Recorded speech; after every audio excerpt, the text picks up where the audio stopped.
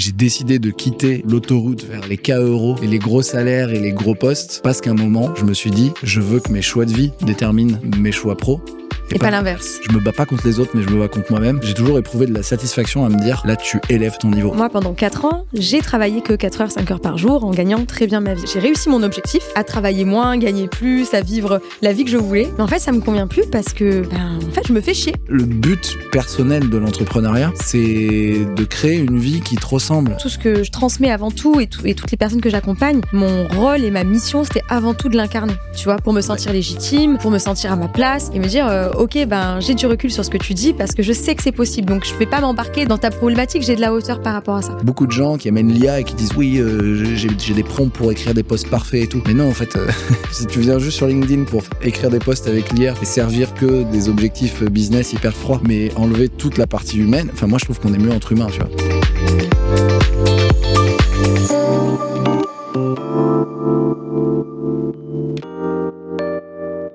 Et bienvenue dans le podcast Rayonnons, le podcast qui t'aide à allier bien-être et performance pour rayonner en tant que leader. Le but de ce podcast, c'est vraiment d'explorer la singularité de chacun pour voir un peu comment chacun entreprend, comment chacun manage et comment gère tout ça un petit peu tout ensemble et de pouvoir éventuellement s'inspirer de quelques clés d'équilibre, de leadership, d'entrepreneuriat de manière générale ou du business et de pouvoir se les approprier. Et donc, c'est tout l'intérêt du podcast Rayonnons, d'interviewer des personnes déjà géniales et surtout des personnes que j'ai accompagnées, des personnes qui sont ouvertes d'esprit, qui sont vraiment dans l'élévation de soi. Et aujourd'hui, j'ai l'honneur d'interviewer Mathieu Bernard. Donc déjà, bienvenue à toi et merci d'être là. Tout l'honneur est pour moi. Salut Ludivine, merci beaucoup de m'accueillir. Mais avec joie, on avait déjà parlé de ce podcast. Ce n'est pas la première tentative. Ce n'est pas la première tentative, on y arrive enfin. Pour résumer, alors déjà, c'est vrai que je ne me suis jamais présentée. Je suis Ludivine Gilles, CEO Illumine Coaching, coach certifié de dirigeant et manager. Et ce qu'il faut savoir, c'est que ce qui fait qu'on est rentré en contact, toi et moi, ça a été par le coaching, déjà, dans un premier temps, puisque je t'ai accompagnée pendant une grosse année, notamment dans ton business, pour devenir plus aligné dans le pro, et puis sur plein d'autres sujets, parce que finalement, c'est un peu comme les poupées russes, où tu fais appel pour certains sujets, et en fait, ça en entraîne sur plein d'autres. Mais surtout, ce qui compte aujourd'hui, c'est toi, Mathieu Bernard. Donc, tu es aussi CEO, tu as ton podcast Bonne Réputation, ta newsletter Les Carnets de Mathieu, et tu entreprends en solo. Oui, je suis CEO de moi-même. CEO. Je suis sacrée responsabilité. Je suis entrepreneur indépendant, donc je me bats contre moi-même et j'ai besoin d'aide parfois pour me battre contre moi-même, effectivement. Justement, on va en parler de tout ça, puisque le but, c'est vraiment de se montrer... en fait, quand je parle de rayonner, c'est pas que de montrer les succès, les réussites, tu vois, tout ce qui va bien, c'est aussi finalement nos challenges et les batailles internes qu'on peut mener, parce que finalement, c'est ça, en fait, la vraie vie. Et c'est de tout ça qu'on va parler aujourd'hui. Avec joie. Toi, tu les connais, les galères, déjà. Mais ouais, avec joie. Merci beaucoup. Super intro. Merci beaucoup de m'accueillir. Et je tiens, puisque on a fait référence là juste avant, à dire que tu m'as accompagné, en 2023, et que ça m'a vraiment aidé d'un point de vue pro, mais d'un point de vue perso aussi, parce que je crois que le pro, c'est souvent le perso qui remonte à la surface. Mais en fait, c'est ça, c'est qu'avant d'être des fers humains, on est des êtres humains. C'est un truc que je dis souvent. C'est que notre business, c'est qu'une extension de notre mindset et de notre alignement, de ce qui se passe à l'intérieur de nous. Donc, surtout, étant donné que tu es CEO de toi-même, là, ça parle vraiment de soi, où effectivement, il y a vraiment ce truc de, d'abord, prends soin de toi, et puis le reste suivra, en fait. Aligne-toi avec toi-même, et le business suivra. Et justement, alors là, on parle d'entrepreneuriat, mais pour toi, ça n'a pas démarré comme ça. Toi, tu as démarré ta vie, je me rappelle un jour, où tu me disais déjà quand tu étais petit, on va aller loin, attention. Je m'accroche, je suis là. C'est du full. Ce qu'il faut savoir, c'est que c'est du full impro. Mathieu n'est pas préparé pour toutes les questions. Donc, c'est pour favoriser l'authenticité. Là, ce sera du 100% authentique, effectivement. Et je me rappelle que tu me disais ça. Tu me disais que toi, tu voulais être en extérieur, que tu aimes être dehors, que tu n'étais pas fait pour être derrière un ordi. Et aujourd'hui, tu te confrontes en fait à cette réalité où il y a le digital qui est à la fois une force, parce que ça nous permet d'entreprendre de n'importe où, d'avoir une certaine liberté, et en même temps ce truc où tu as besoin d'être dehors Et je me rappelle que c'était un sujet qui te tenait à cœur quand on en parlait. Ouais. Donc, t'en es où aujourd'hui par rapport à ça? Ouais, j'ai toujours pas réussi à résoudre l'équation. C'est-à-dire que c'est vrai que moi, j'ai eu la chance de grandir en province, dans la Drôme, avec pas loin des montagnes, pas très loin non plus de la mer, et faire beaucoup de sport. Ouais, tester tous les sports, passer beaucoup de temps dehors, et surtout, j'aimais pas trop l'école, aussi loin que je m'en souviens. En fait, j'aimais pas le concept de rester assis à un bureau toute la journée, à écouter quelqu'un, et qu'on nous dise quoi faire, et surtout quoi faire pendant 1 heure, et quoi faire pendant... Non, moi, je préfère courir dehors, et j'ai toujours préféré ça, et j'ai mis un moment à rentrer un peu dans le moule. Mes parents étaient instits, et donc à un moment, c'était travaille bien à l'école, et c'est la seule manière de réussir. Et donc, j'ai fini par rentrer dans le moule, et à me conformer. Et j'y ai trouvé un certain plaisir. Je l'ai fait avec plus ou moins de réussite, mais suffisamment pour m'épanouir quand même, trouver des jobs intéressants, etc. Donc, j'ai avancé pour finalement me dire, ah bah tiens, à un moment, je me suis conformé, j'ai quand même pris du plaisir, j'ai trouvé des jobs, j'ai d'abord été dans des grandes entreprises comme Unilever, LVMH, puis ensuite en start-up avant de me mettre à mon compte. Mais c'est vrai que je passe ma journée assis à un bureau devant un écran, globalement, c'est ça, quoi. Et ça, que ce soit en entreprise ou maintenant à mon compte. Et si j'écoute le petit enfant qui est toujours là en moi, ce petit enfant, il a une voix, et sa voix, elle l'a toujours dit. Mathieu, en fait, toi, t'es fait pour être plutôt à l'extérieur et bouger ton corps aussi. Et donc, voilà, ça, c'est quelque chose que j'ai toujours pas réconcilié. J'y trouve mon compte parce que j'ai construit une vie dans laquelle je peux quand même faire du sport un peu tous les jours, etc.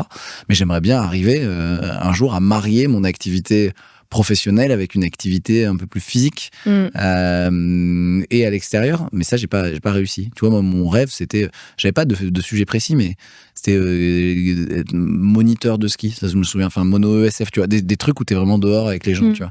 Qu'est-ce qui t'a empêché d'aller servir cette voie-là, en fait? Qu'est-ce qui t'a permis de te dire, bah non, finalement je choisis d'aller là où t'en es aujourd'hui? La conformité, je pense, moi je viens d'un monde et d'un environnement. Je pense que l'environnement a eu un poids énorme sur moi, un poids énorme sur beaucoup de monde. Je viens d'un environnement où on est quand même, enfin j'ai quand même été un petit peu, j'ai quand même été un petit peu modelé à travailler bien à l'école pour ensuite aller faire des études et ensuite bien gagner ta vie. Et ça, quand on te le martèle dès l'enfance, au bout d'un moment tu te dis non mais en fait tu finis par croire que non mais en fait une vie où je suis dehors, où je suis par exemple moniteur ESF de ski, je suis saisonnier par exemple, moniteur de ESF de ski l'hiver et un autre métier l'été, non ça rentre pas dans le cadre, quoi. Donc voilà, et c'est ok, c'était pour mon bien, et et maintenant que j'ai avancé, il est temps de prendre de prendre un peu de recul et de venir challenger un peu ça. Mais j'ai pas réussi, tu vois. Je suis pas celui qui dit c'est bon, maintenant j'ai tout compris, je me suis conformé, puis je m'en suis libéré, etc. J'avance, je suis en chemin. Et en même temps, ce besoin de pas être à un bureau, d'être plutôt dans la nature, d'être dehors, de bouger, en avançant, j'ai déterminé que c'était aussi un besoin de connexion, parce que pour moi, bouger, être à l'extérieur, c'était une manière d'être connecté aux autres, beaucoup plus que tout seul à un bureau face à un cahier en train de faire des exercices de maths ou de français. Et en fait, cette connexion, même dans un bureau, même pas forcément à l'extérieur, je la retrouve quand même dans mon job. Ouais. Donc tout n'est pas perdu. Évidemment, j'espère bien quand même. Le mec m'a pleuré, voilà, j'ai tout foiré. Non, tout. Il y a un morpion, tu veux qu'on y joue bien. Je change les idées. C'est parti. C'est parti, l'épisode n'a plus aucun sens pour jouer le morpion. C'est ça, c'est la croix ou le rond, pilule rouge, pilule bleue. Non, mais je plaisante. Non, mais c'est vrai que c'est un gros sujet, la connexion, et je me rappelle qu'on avait fait une jolie séance aussi autour de ça. Et j'ai quand même la sensation que c'est vraiment le cœur de ton métier. Parce que ce qu'il faut savoir aujourd'hui, c'est que donc toi, tu es coach en personal branding. Oui. Donc, tu es coach pour les dirigeants. Et justement, en fait, est-ce que tu peux nous expliquer de quoi il s'agit concrètement, à quoi ça sert? Et voilà, j'ai plein de questions, mais on va y aller une par une. Carrément, ouais. La partie visible, du coup, que tout le monde voit, que j'essaie de montrer et faire comprendre, c'est que professionnellement, j'accompagne des dirigeants ou fondateurs ou entrepreneurs à travailler leur personal branding, donc dans un contexte professionnels, ça veut dire prendre la parole pour installer leur autorité sur leur expertise. Par exemple, un coach qui va prendre la parole pour installer son autorité sur son domaine d'expertise, qui peut être, par exemple, je sais pas, la gestion des émotions ou certaines techniques, Et c'est assez intéressant parce que j'ai besoin de me connecter à ces gens-là. Et ces gens-là, eux, ont besoin de porter un message ils vont le porter avec leur histoire et donc ils vont à nouveau entrer en connexion avec du monde. Donc oui, je nourris cette connexion aux gens et j'aide les gens à mieux se connecter. Donc ça, c'est quelque chose que je trouve génial, je m'éclate.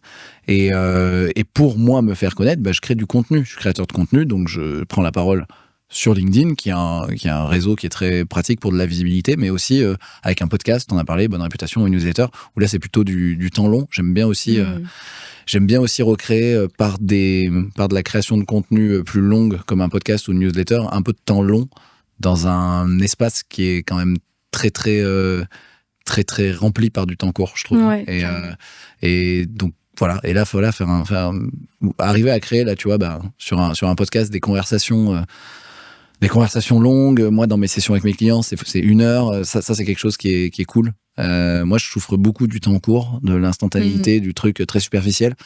Et du coup, dans ma vie pro, j'ai réussi. Moi, j'adore créer des relations et du contenu. Et dans ma vie pro, j'arrive vraiment à créer des relations et du contenu avec un temps assez long. Et ça, c'est un kiff. C'est trop, trop cool. Ouais. Et dans tes accompagnements à toi, comment ça se passe? Est-ce qu'il y a des étapes? Tu parlais d'asseoir son autorité. Justement, ça passe par quoi pour vraiment asseoir son autorité sur les réseaux? Déjà, ça prend du temps. Donc on y revient. Donc c'est sûr. Donc il va falloir se dire que c'est une démarche qui est pas je fais 3 posts et c'est bon. Donc il faut s'inscrire dans une démarche de long terme. Et du coup, il y a 3 étapes. Il y a vraiment pour moi le positionnement, la stratégie de contenu et l'exécution qui consiste à prendre la parole. Donc par exemple sur LinkedIn, c'est créer et distribuer des posts. Et donc cette étape la première étape du positionnement, c'est vraiment l'étape de qui je suis,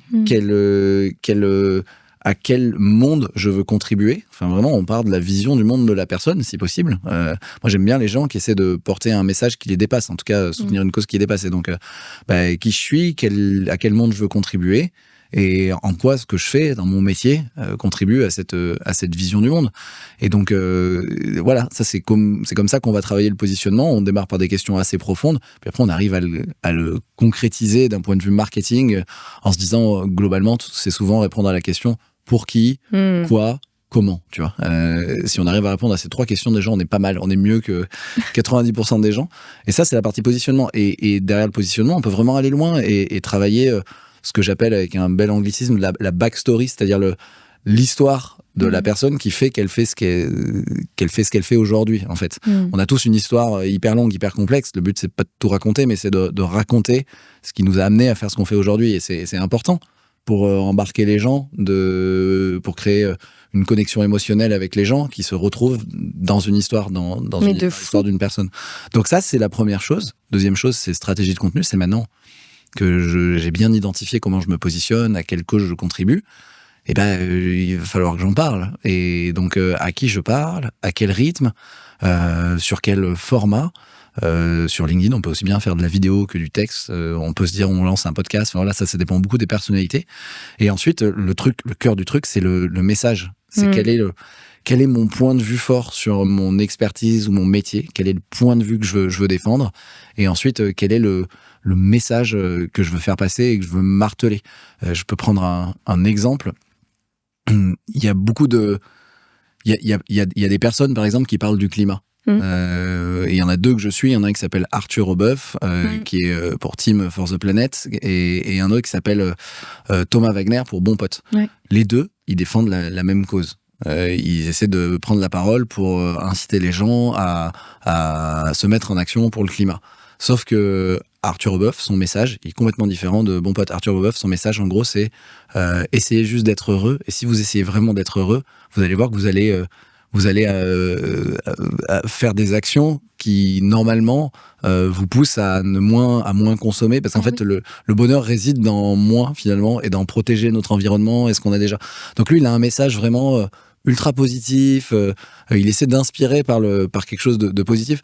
Bon Pote, Thomas Wagner, alias Bon Pote, lui, il va plutôt porter le message de si on si on continue comme ça, on va tous mourir, quoi. Je schématise à fond, mais il fait plutôt des posts de fact-checking, de limites dépassées. Il est plutôt sur un registre de la peur, et je pense que dans le public, il y a des gens qui ont besoin d'être inspirés par une émotion d'amour et d'autres plus qui réagissent plus à une émotion de peur. Et donc voilà, pour deux personnes qui parlent de la même chose, le message fait que la communication et l'audience va être complètement différentes. Donc ça, c'est vraiment important de bien clarifier son message, sa tonalité. Et ensuite, il faut prendre la parole. Et ça, on itère, on crée du contenu. Là. Ouais. Et là, c'est là où j'accompagne aussi. Et donc là, vraiment, toi, c'est ton rôle de clarifier ce message-là pour pouvoir derrière le transmettre au plus grand nombre. Ouais. Même avec des personnes, parce que j'imagine qu'il y a des personnes qui sont plus ou moins avancées sur leur sujet. Tu vois, tu parlais de backstory, justement, de qu'est-ce qui fait que tu en es là aujourd'hui et qui t'emmène à apporter aussi tel ou tel message. J'ai l'impression qu'il y a quand même pas mal de dev perso dans tes accompagnements. Oui. De dire, en fait, c'est quoi ton histoire ? Qu'est-ce qu'on va raconter de toi et comment est-ce qu'on le transmet au monde ? Mais clairement, en fait, le truc que j'ai remarqué en ayant accompagné une centaine de personnes maintenant, c'est que les personnes qui ont le plus d'impact dans leur prise de parole, c'est pas forcément celles qui ont la plus grosse audience déjà ou le plus de moyens, c'est celles qui ont fait le plus de taf sur eux, en fait. Quand t'as bossé sur toi, que tu t'es comprise ou compris, que t'as fait... que t'es plus clair sur tes valeurs, sur ta vision du monde. En fait, le message, il est plus clair aussi, il est plus puissant et c'est un message qui va embarquer plus de monde. Donc clairement, c'est pas mon rôle normalement. Normalement, moi, je fais juste émerger des choses. J'essaie de classer un petit peu. Oui. Les gens ont déjà travaillé sur eux. Normalement, ils ont plein d'idées, etc. Ouais. Et moi, je les aide un peu à faire le tri quand même et à taper juste pile là où il faut et de manière répétée. Maintenant, c'est vrai que parfois, il y a plus de travail avec certains que d'autres. Et globalement, je trouve qu'en mûrissant, en travaillant sur soi, on gagne en clarté de message. Et donc, on gagne en impact. Et donc, c'est là la frontière avec le coaching. Moi, c'est pour ça que je me fais accompagner. C'est pour ça que tu m'as accompagné. C'est que j'ai besoin aussi d'un regard extérieur, de débloquer des choses pour petit à petit clarifier mon message, en fait. Et c'est... Voilà, je pense qu'il n'y a pas de surprise dans ce que je dis, mais c'est vraiment ce qui se passe, quoi. Et donc voilà, je fais pas un boulot aussi. Moi, je fais plus un boulot de tri, je pense. Ouais. Mais effectivement, la partie coach. Enfin, parfois, il y a des. On identifie. En fait, ça peut plus aider le personal branding là aussi. C'est du dev perso. C'est que ça peut plus aider, amener à pointer des incohérences ou des limites, parce que le fait de prendre la parole, que ce soit écrire un discours, donner une formation, aller écrire des posts sur son sujet d'expertise, ça te confronte très très vite aux limites de ton expertise. Ça ne ment pas, quoi, le contenu. Moi, je suis allé donner des cours en école sur le personal branding. En fait, j'ai vite vu toutes les zones où je pouvais couvrir en étant très à l'aise, et les zones où non, je suis moins à l'aise. Donc c'est un exercice qui est, quoi qu'il arrive, hyper intéressant pour juste déterminer les limites de sa pensée, les limites de son expertise, et aussi se dire, mais qu'est-ce que je veux dire, en fait. Et ça, c'est un boulot qui est intéressant à faire. Ouais. Il y a vraiment le fait d'incarner un message, mais qui va bien plus loin que ça, ce que tu disais, de transmettre un message qui nous dépasse, en fait, donc qui va plus loin que nous.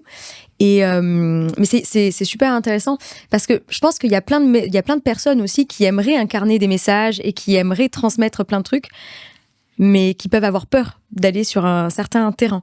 Tu vois, je connais quelqu'un qui est vachement dans la spiritualité, et parce que c'est quelque chose qui peut être un peu critiqué sur les réseaux, on peut être vu, tu vois, comme ça peut être vu comme des gourous, des choses comme ça. Du coup, il va pas aller sur ces terrains-là, et donc il se freine un peu dans sa personnalité, dans son personal branding, parce que finalement, il y a encore ce côté conformiste de dire on veut rentrer dans le moule. Comment tu fais face à des personnes où tu peux sentir qu'elles ont bien plus que ça à transmettre? Est-ce que tu les accompagnes aussi à oser, ou est-ce que tu respectes vraiment pourquoi elles sont prêtes? Enfin, tu vois, il y a une question un peu de ce que tu es prêt à communiquer, et un peu une zone d'ombre où tu dis ça c'est moi, et pour autant j'ai pas forcément envie de la transmettre tout de suite. Ça joue beaucoup selon la personne et ses enjeux.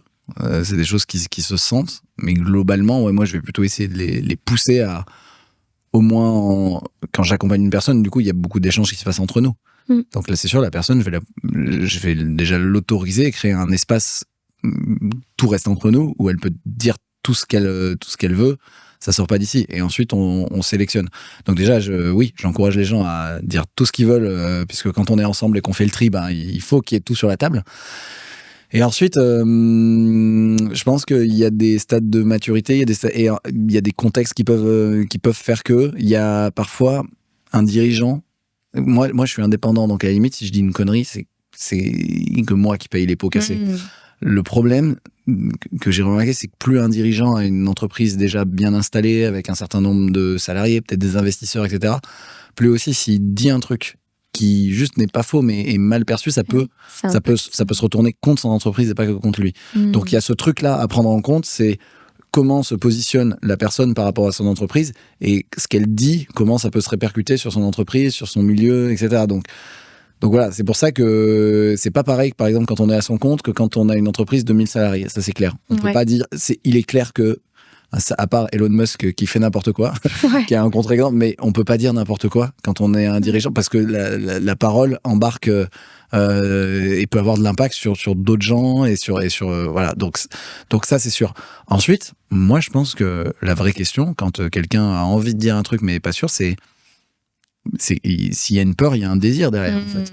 Et quel est le désir derrière? Et c'est ça qui est intéressant à explorer. Et là, moi je persuadé qu'il y a toujours une manière il y a le désir de faire passer un certain message et donc il y a toujours une manière de le faire passer. Après, le métier, c'est d'arriver à le faire de manière pas trop abrupte. On peut parler moi je pense qu'on peut parler de tout, même sur LinkedIn, hein. On peut parler de tout, c'est juste comment ça attirera certaines personnes, d'autres non en fait, hein. Je crois que le plus on s'autorise à être soi-même et à parler des sujets et à mettre son cœur sur la table, plus on embarque des gens. Moi, c'est la limite que je vois à prendre la parole uniquement par stratégie, parce que à la base, les gens, moi que j'accompagne, c'est dans un contexte business. Donc, ok, on sait qu'on est là à la fin pour faire du business. Il vaut mieux que ce soit hyper clair et on détermine des objectifs. N'empêche que maintenant, c'est toi qui prends la parole. Donc, qu'est-ce que tu as à apporter? Mets un peu ton cœur sur la table et qu'est-ce que tu as à dire? C'est la limite que je vois avec beaucoup de gens qui amènent l'IA et qui disent oui, j'ai des prompts pour écrire des posts parfaits et tout.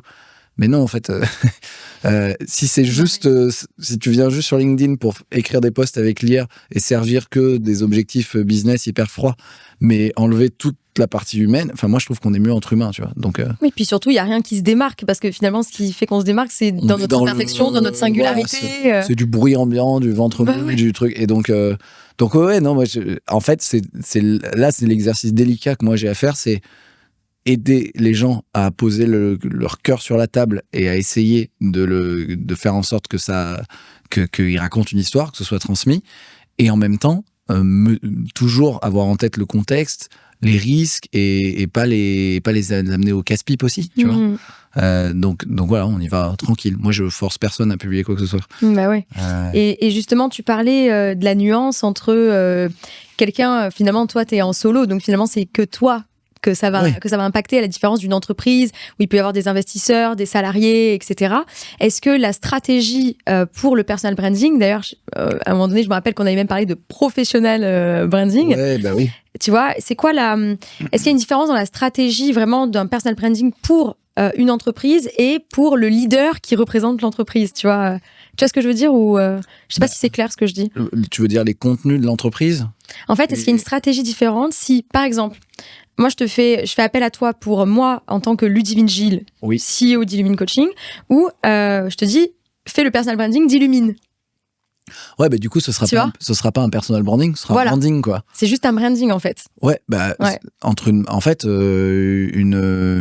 une marque d'entreprise et une marque personnelle, le point commun qu'il y a, c'est que les deux, si on les travaille comme une marque, derrière une marque, il y a un champ sémantique. Donc, il va falloir essayer de travailler le champ sémantique. C'est-à-dire, quand on pense à Illumine, on pense à quoi, tu vois? Et tu veux qu'on pense à quoi quand on pense à Illumine? Et tu veux qu'on pense peut-être à quelques mots-clés, tu vois? Coaching, peut-être équilibre, peut-être rayonner, tu vois? Et ça, c'est un bon exercice d'ailleurs, pour savoir où en est ta marque.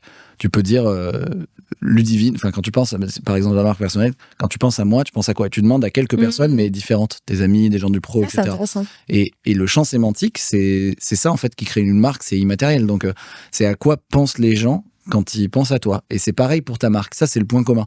Et donc, on peut imaginer que le champ sémantique de Illumine soit pas exactement la même chose. Il va y avoir peut-être des mots qui sont les mêmes entre toi et Illumine, mais c'est pas forcément exactement la même chose. Et c'est OK. Et ensuite, ta marque Illumine, elle va avoir ses valeurs, on va la travailler. On va la travailler avec des contenus qui vont forcément être moins incarnés et donc peut-être un peu plus génériques. Et moi, je trouve que, après, c'est ça la différence entre une marque personnelle et une marque d'entreprise, c'est que une marque personnelle, tu la travailles avec... elle est incarnée et donc elle est vivante, elle est humaine. Et donc, c'est les valeurs de la personne ne sont pas forcément les mêmes que les valeurs de l'entreprise. Et donc, moi, je pense que c'est pour ça aujourd'hui que ça marche. Moi, j'accompagne principalement sur les marques personnelles, même si j'ai déjà développé des marques. Et j'aime bien le côté marque personnelle parce que c'est moins parfait, c'est moins générique, j'ai aucun problème à écrire tous les contenus d'une marque, d'une brand comme Illumine avec ChatGPT, tu vois. C'est pas grave si c'est écrit de manière un peu plus carrée, etc. En revanche, toi, si on bossait ensemble, ce serait vraiment important qu'il y ait ta patte, quoi, qu'il y ait ta touche qui soit incarnée. Donc voilà. Après, souvent, ce que je remarque, c'est qu'au tout début d'une aventure, une marque d'entreprise et une marque personnelle, en tout cas la marque personnelle du fondateur ou de la fondatrice et la marque, c'est quasiment les mêmes. Au début, quand c'est ton bébé, Illumine. Donc, fusionne un peu. Les valeurs sont les mêmes, tes couleurs et les couleurs de ta boîte sont les mêmes, etc.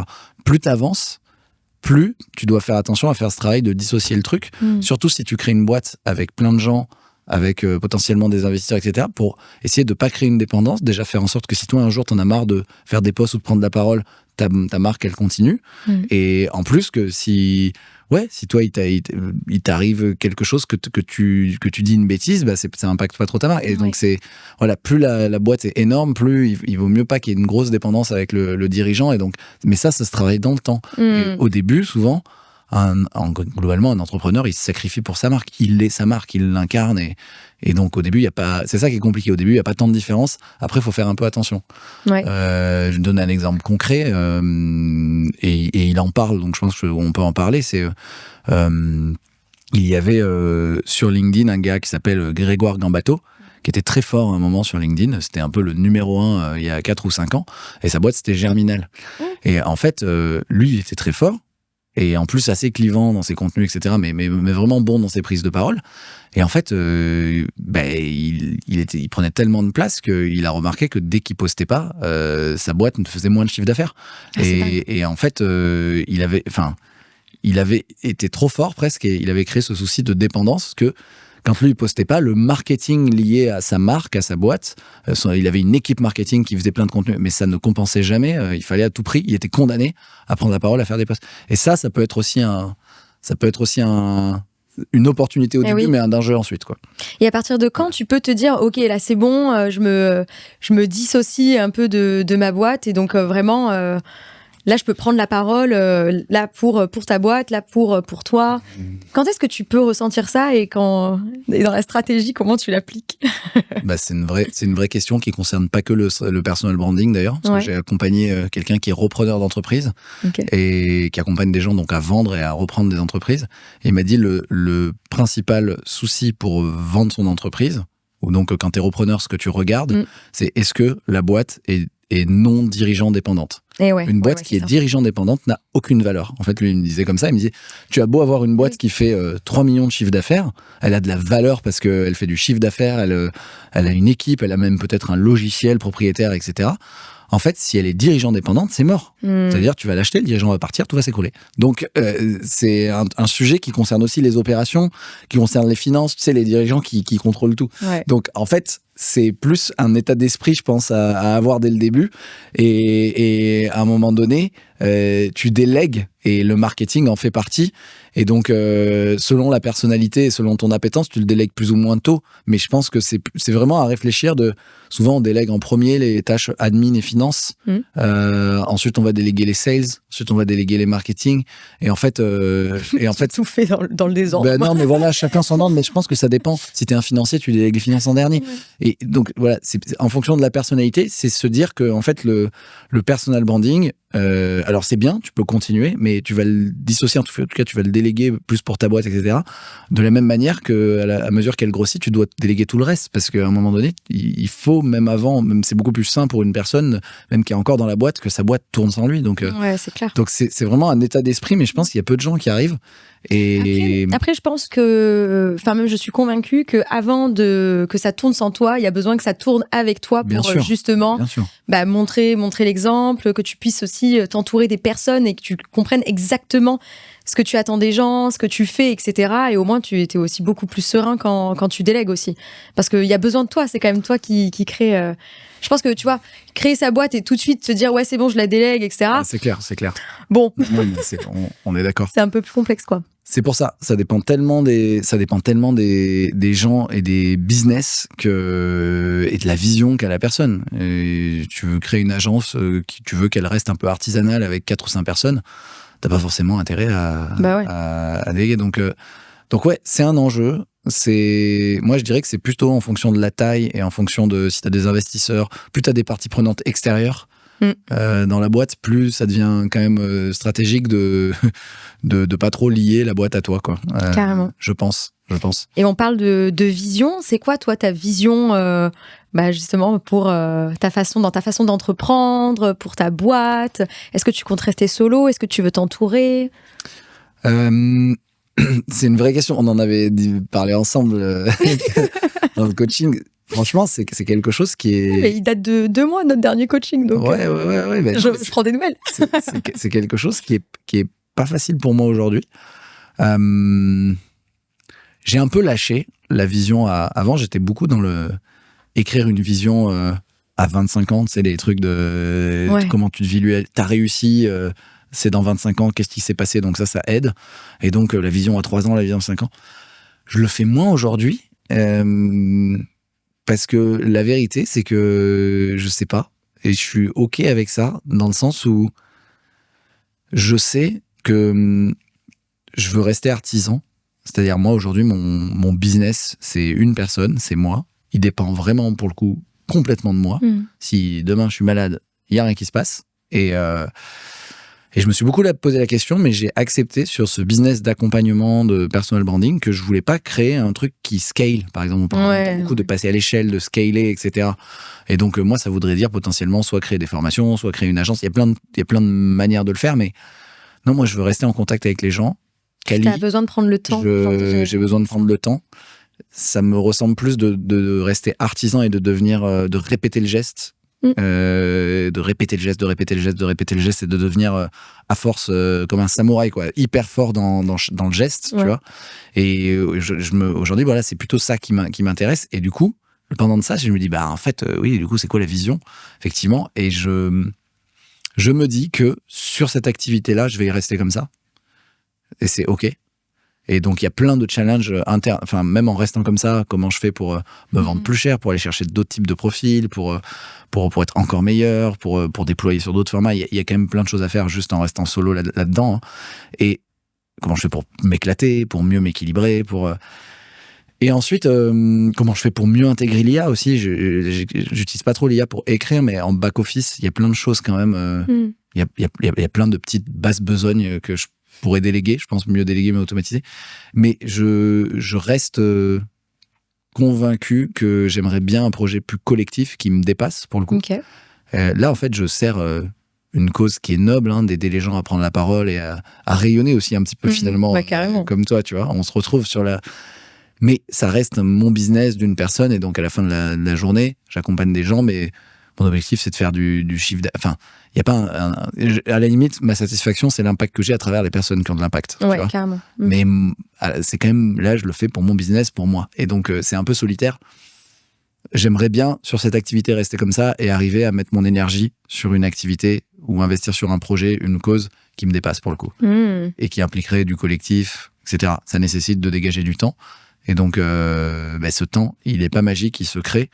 Et j'ai pas encore atteint aujourd'hui le stade de maturité sur mon activité pour me dire, tiens, j'ai 2 ou 3 jours par semaine à mettre sur un autre projet qui cette fois est collectif, sur lequel je capitalise aussi. Là, je capitalise pas du tout. C'est c'est un business, c'est une boîte, enfin ma boîte qui ne prend pas de valeur en dehors de ma personne. Et donc, ça aussi, c'est une logique. J'aimerais bien. On est dans un monde capitaliste. Ouais, oui, et donc, construire quelque chose, une boîte, une marque qui prend de la valeur indépendamment de soi, c'est important aussi. Ok. Tu vois? Bah oui, carrément. Donc, donc voilà, je sais pas quel projet, mais ma vision, c'est un jour, dans 10, 20 ans, je sais pas ce que sera devenu cette activité, mais j'aimerais bien tout ce que j'apprends le mettre à profit de quelque chose qui, pour le coup, serait pas juste un business d'une personne, mais quelque chose qui me dépasse. Du collectif, qui touche une cause qui me dépasse largement, qui implique de bosser avec d'autres gens et qui peut vivre indépendamment de moi. C'est toujours ce qu'on n'a pas, hein, mais voilà. ça permet de... En fait, je trouve que c'est primordial de rêver parce que c'est quand même le point de départ pour ensuite pouvoir réaliser tous ces objectifs-là. Parce qu'en fait, un rêve, la différence entre un rêve et un objectif, c'est une date. Hein. C'est vrai. C'est vrai, c'est ça. Mais pour l'instant, j'ai pas la date. Peut-être qu'il faudra se mettre une date à un moment. Mais tu vois, ouais, j'ai pas la date pour le moment. Mais on cogite ensemble. Ouais, on cogite, mais je suis OK que ce chemin, il prenne un peu de temps aussi, tu vois. Moi, forcément, on est dans moi, de là où je bosse, je suis en contact avec plein de gens et surtout, je suis sur les réseaux. Donc t'es amené toujours à te comparer, à voir plein de gens. Et donc, je pense qu'aussi, c'est quand on parle de rêve, c'est important de se poser sur ses rêves et ce qu'on veut vraiment, parce que moi, je suis constamment exposé à des gens qui font un peu la même chose que moi, mais qui arrivent à scaler, qui arrivent à faire beaucoup plus de chiffre d'affaires, etc. Et parfois, en fait, forcément, à un moment, j'ai été amené à réfléchir à, tiens, et si je faisais un bootcamp, un truc que je peux vendre à plein de monde. En fait, c'était pas du tout mon rêve, c'était juste de la comparaison que je me prenais à longueur de journée. C'est ça. Et je me disais, oui, j'ai les capacités de le faire, il faut que je le fasse. Et en se posant 2 secondes, je me dis, mais non, mais en fait, moi, le fait de faire un truc comme ça, avec du scale, de la formation, un machin qui se vend. Qu'est-ce que ça entraîne derrière ? En fait, c'est pas du tout la vie que ça veut dire que mon quotidien, ça va être ci, ça. Non, j'ai pas du tout envie de ça, en fait. Et donc ouais, la différence entre le rêve et la réalité, c'est une date, mais c'est aussi, je pense, ok, ce rêve-là, est-ce qu'il m'appartient ? Et ce rêve-là, qu'est-ce qu'il implique comme quotidien ? Et est-ce que je vais aimer mon quotidien dans ce rêve ? Et donc, voilà, c'est pour ça que là, je suis un peu... C'est marrant, ça paraît presque peu ambitieux, mais je suis OK avec le fait que le chemin est long et que j'essaie de me freiner dans mon ambition de vouloir bouffer le monde et de... Non, je vais essayer de prendre le chemin long où je prends le temps de réfléchir, de laisser émerger les choses et pas foncer sur la prochaine opportunité, le prochain objet lumineux qui arrive, tu vois. Donc c'est un peu lent, moi ça fait 3 ans que je fais ça. Et tu sais, les gens ils me disent ah ouais, tu fais ça et du coup c'est quoi tes projets et tout. Et tu vois, les gens ils me disent tout le temps c'est quoi le projet ? Cette année non, c'est la continuité. Mais oui. Et donc j'essaie de continuer. Mais en fait c'est ça, mais je trouve que pour le coup, je pense que tu te rends pas compte de ce que tu dis et à quel point ça peut être inspirant parce que vraiment j'en suis persuadée que tu te rends pas compte. Parce parce que en fait, plusieurs fois depuis le début, bon là j'avoue, je suis un peu dans ma posture de coach, mi-interview. Un coaching gratos les gars, c'est vrai. Mais je sais pas combien de fois t'as répété le temps. Vraiment, c'est quelque chose qui, pour que tu le répètes autant, ça montre à quel point ça te tient à cœur. Et on parle finalement de façon sous-jacente de réussite parce que lorsque tu te compares avec les autres, notamment sur les réseaux, tu compares vraiment une vitrine et une notion qui nous est dite de la réussite, du succès, d'une boîte qui fonctionne, etc. Mais en fait, qui est déjà, pas forcément la leur, parce que si ça se trouve, eux aussi, ils suivent un chemin qui ne leur correspond pas. Et si c'est la leur, c'est peut-être pas forcément la tienne. Et il y a ce truc où, vraiment un peu cette lutte parfois, où on entend...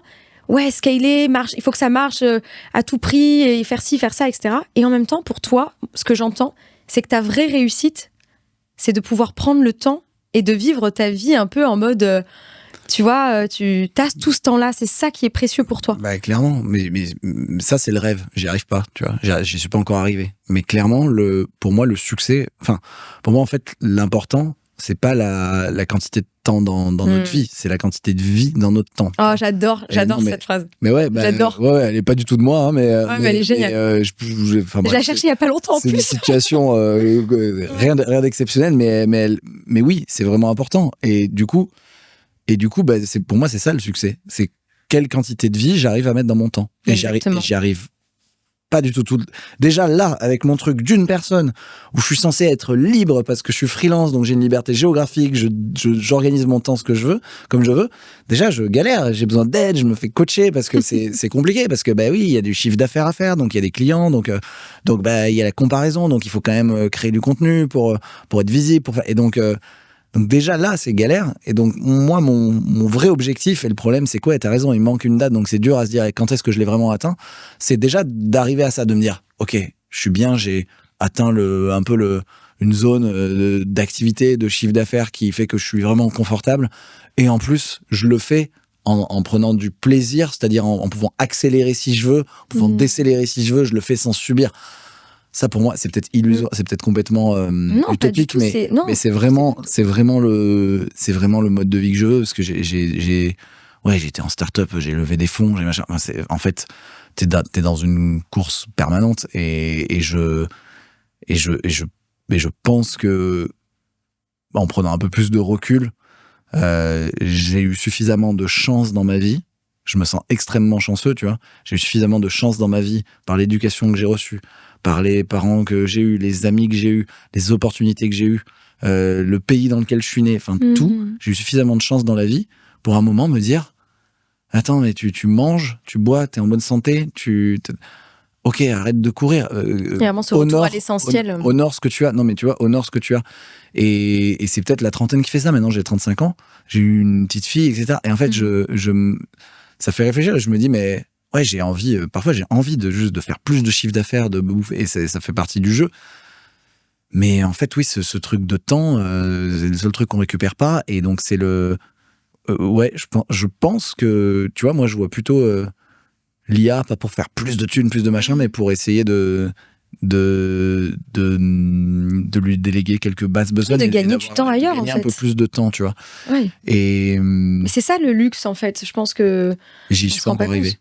J'y suis pas encore arrivé. Franchement, c'est pas évident, tu vois. Ok.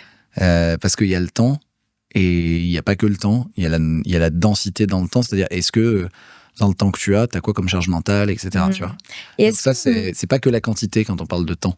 Ah, il peut y avoir, tu vois, une heure où tu as zéro charge mentale, c'est pas pareil que où tu penses à ton taf alors que c'est un temps pour toi, c'est pas pareil que donc il y a ce truc de charge mentale aussi et qui est important à gérer, je pense, et qui est pas évident. Ça, c'est un autre challenge.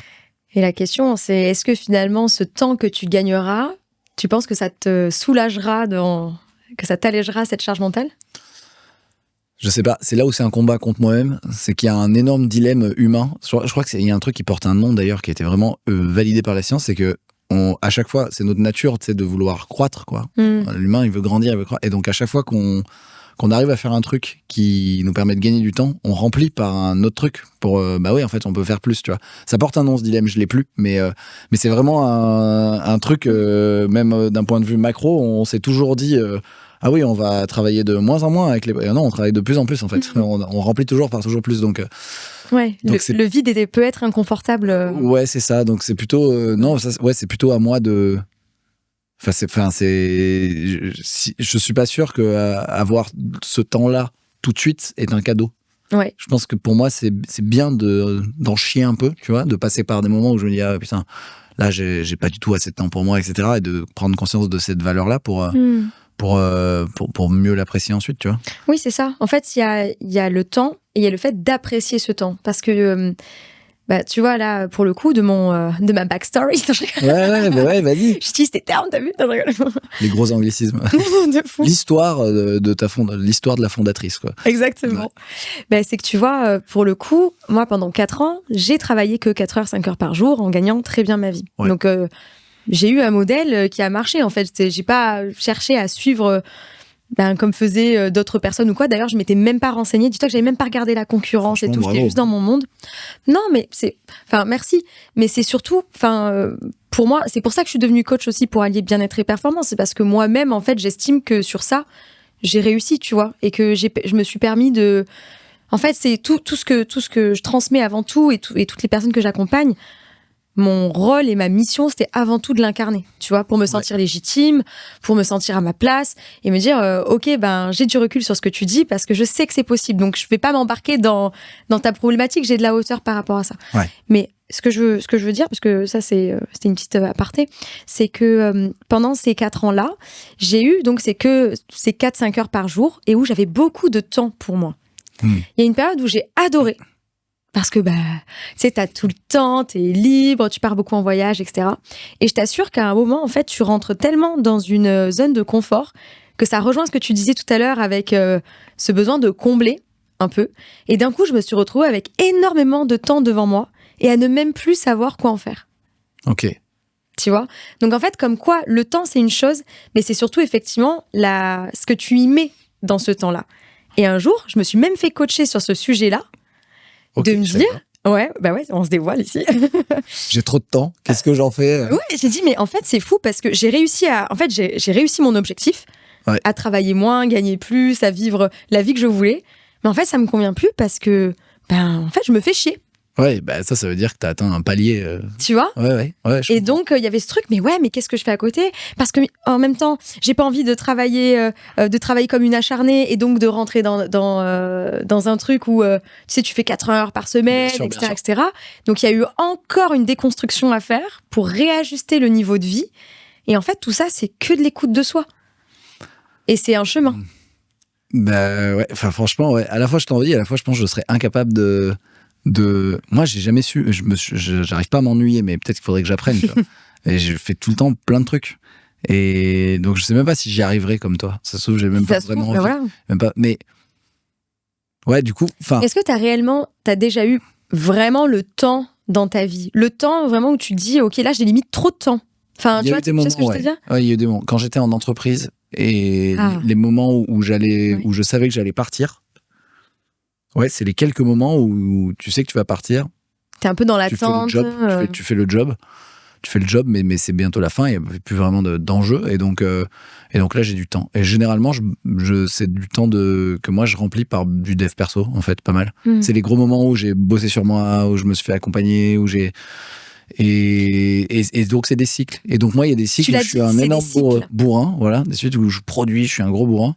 Et des cycles plutôt dev perso. Exactement. Et là, c'est la première fois dans mon taf d'indépendant que je ressens la nécessité de pas que bourriner, mais de me faire constamment, de me faire des petits checks coaching avec toi. J'ai pris des accompagnements avec plusieurs personnes, même parfois sur mon expertise, le marketing, pour rester alerte, avoir un autre angle de vue.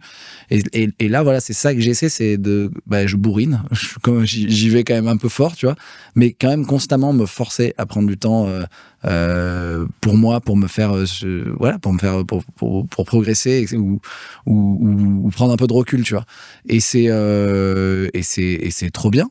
Mais c'est vrai que j'ai pas atteint le stade que tu disais. Je me fais chier. J'ai pas encore atteint. Mais je l'aurais peut-être. Après, avant, moi, j'ai un truc aussi qui est peut-être un avantage ou j'en sais rien, c'est que j'ai jamais eu vraiment de passion. J'ai plein de trucs que j'adore en fait, mais j'ai pas une passion, un machin. Mais c'est donc c'est le fait ce que tu aimes. Moi, ça m'a jamais, j'ai pas de manque par rapport à ça. J'aime bien la musique, j'aime bien le sport, j'aime bien. Moi, c'est plutôt et donc j'arrive plutôt bien à ne pas faire ce que j'aime, mais à aimer ce que je fais, tu vois. Très Je pense que tu vois tu sais, en anglais, il y en a qui disent, non, c'est pas do what you love, c'est love what you do. Et je pense que ça, c'est la clé, c'est une clé, mais qui pour moi peut devenir un piège, tu vois. C'est-à-dire que moi, j'aime bien, je suis capable de me passionner de tout ce que je fais, en fait. Et donc, Et comment est-ce qu'on fait? Non, mais ça, c'est comme ça, tu vois. Comme il y a des gens qui ont des passions très déterminées. Et donc. Et toi, qu'est-ce qui fait que tu arrives à aimer en général ce que tu fais, ce que tu entreprends de manière générale? Est-ce qu'il y a une façon de s'y prendre, une approche, une philosophie? Non, j'en sais rien. Ça, c'est vraiment. Ça, c'est intrinsèque. Comme ça. Ouais. Mais ça veut pas dire que j'aime tout. Mais ça veut dire quand même que il y a suffisamment de trucs qui peuvent potentiellement m'intéresser pour que j'ai le choix. Il y a plein de disciplines qui peuvent m'intéresser pour que c'est bon, tu vois. Donc le personal branding en fait partie, ça mêle plein de choses. Mais tu vois, par exemple, moi, quand j'étais à l'école, j'étais très fort en maths, très nul en français à la base. Donc ça s'est équilibré après. Aujourd'hui, j'ai quand même un métier où j'aide les gens à écrire, tu vois. Alors que moi, j'avais 20 en maths et 9 en français, quoi. Enfin, tu vois. Et donc,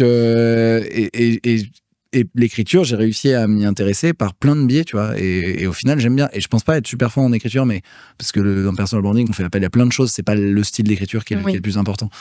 Mais ouais, ça m'intéresse à l'infini. En fait, il y a une infinité. Et donc ça, bah moi, le pendant de ça, c'est que potentiellement, je peux ne jamais m'arrêter, quoi. Et donc. Et c'est hyper, c'est encore une fois super intéressant parce que pour avoir eu quand même plusieurs discussions avec des personnes qui hésitent à entreprendre, très souvent, en fait, il y a une croyance qui est que pour entreprendre, il faut à tout prix avoir trouvé sa passion. Voilà, qu'est-ce que tu penses de ça? Parce qu'effectivement, il y a beaucoup d'entrepreneurs passionnés. Moi, la première, je suis passionnée par ce que je fais. Ouais. Mais c'est venu par la découverte, tu vois. C'est au début, moi, je pensais qu'il fallait que j'invente tout un métier. Et en fait, un jour, j'ai découvert, mais en fait, ça existe, mais c'est génial, tu vois. Et en fait, je pense que la passion, c'est vraiment quelque chose qui s'entretient, tu vois, au quotidien. Mais j'aimerais savoir, à toutes les personnes qui aimeraient entreprendre, mais qui croient qu'elles doivent trouver leur passion, qu'est-ce que tu penses de ça? Si elles font partie des personnes comme moi qui n'ont pas de passion prédéfinie ou hyper bien déterminée, non, elles entreprendront. Enfin, la mauvaise nouvelle, c'est qu'elles entreprendront jamais si elles attendent. Mais comment est-ce qu'on fait pour trouver il faut faire, quoi. En fait, là, faut juste y aller, faut juste faire. Moi, ce qui me passionne, c'est de créer, quoi. En fait, je suis dans la création. Enfin, je pense que notre nature profonde en tant qu'être humain, c'est qu'on crée la vie, on crée plein de choses. Et donc, dans quoi tu veux créer, à quoi tu veux contribuer, dans quoi tu veux créer. Et il se trouve qu'après, il y a quand même des petits exercices qui peuvent aider, comme, tu sais, l'ikigai. À fond. Ouais. En quoi je suis à peu près bon, j'ai quelques compétences. En quoi est-ce que j'ai quelques compétences? J'aime le faire, c'est utile à la société et je pourrais être payé pour ça. C'est ça l'ikigai. Bon, on a tous quand même des petits trucs, tu vois, qui peuvent rentrer là-dedans. Et moi, j'ai pas fait mon ikigai et trouvé personal branding. c'est juste que je savais que j'aimais bien créer du contenu, j'aimais bien créer des relations.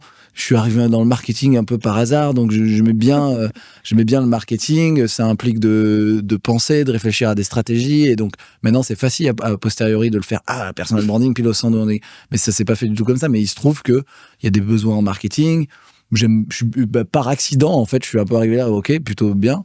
Et en plus, il y a un format là. J'aime bien accompagner les gens, être en échange avec eux, et ils sont prêts à payer pour ça. Génial. Mais je l'ai trouvé par tâtonnement, tu vois. Je l'ai trouvé par tâtonnement. J'ai pas du tout réussi dès le début à le faire.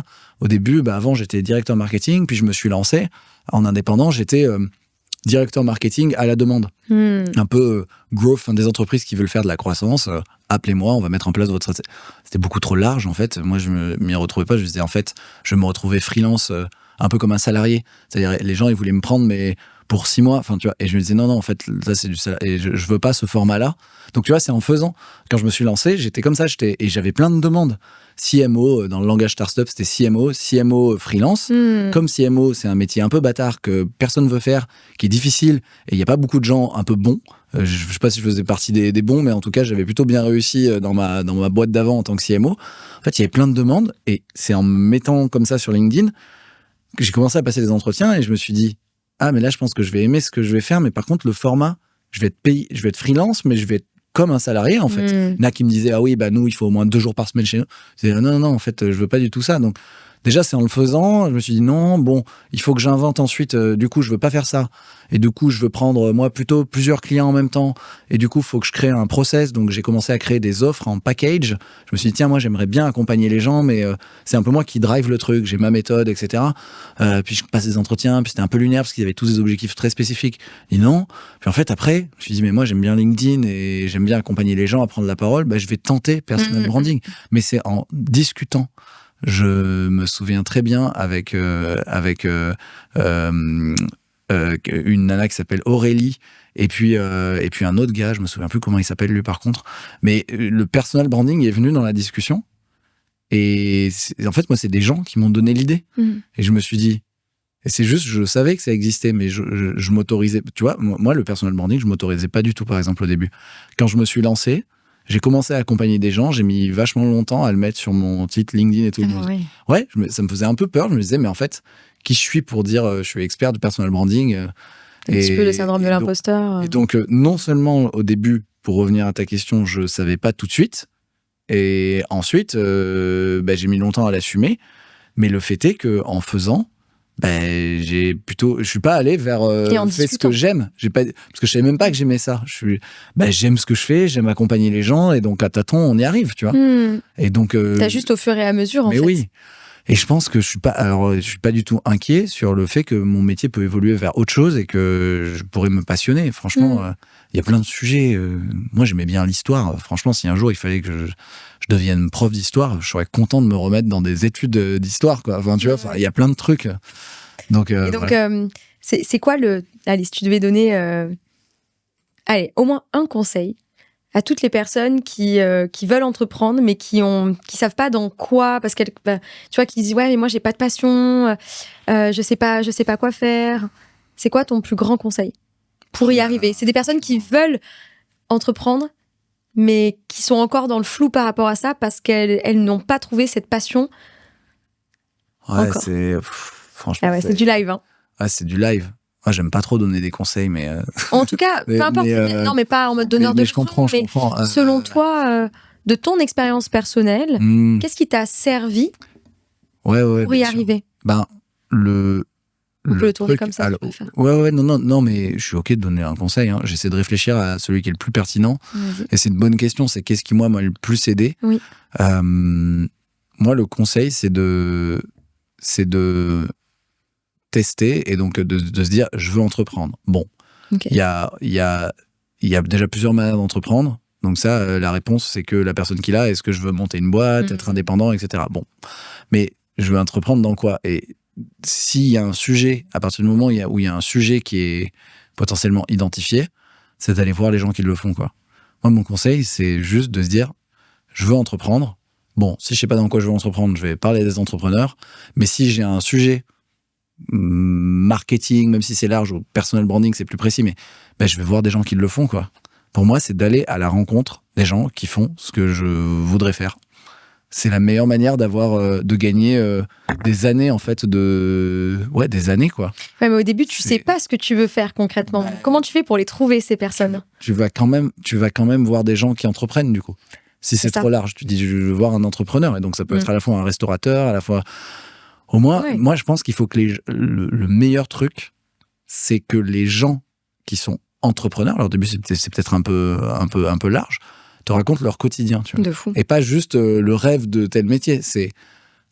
Tu rêves de monter ton restaurant, va voir 3 restaurateurs et demande-leur de te raconter leur quotidien. Comment ce ça qu'ils se font passe tous les pour jours. eux? Est-ce que toi, tu aimerais de cette vie, tu vois?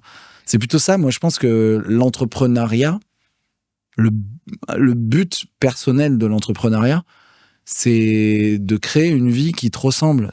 Sinon, enfin, pour moi, l'entrepreneuriat, d'ailleurs, c'est la forme initiale de travail. Enfin, le salariat, c'est hyper récent. Les gens ont toujours entrepris quelque chose pour bosser.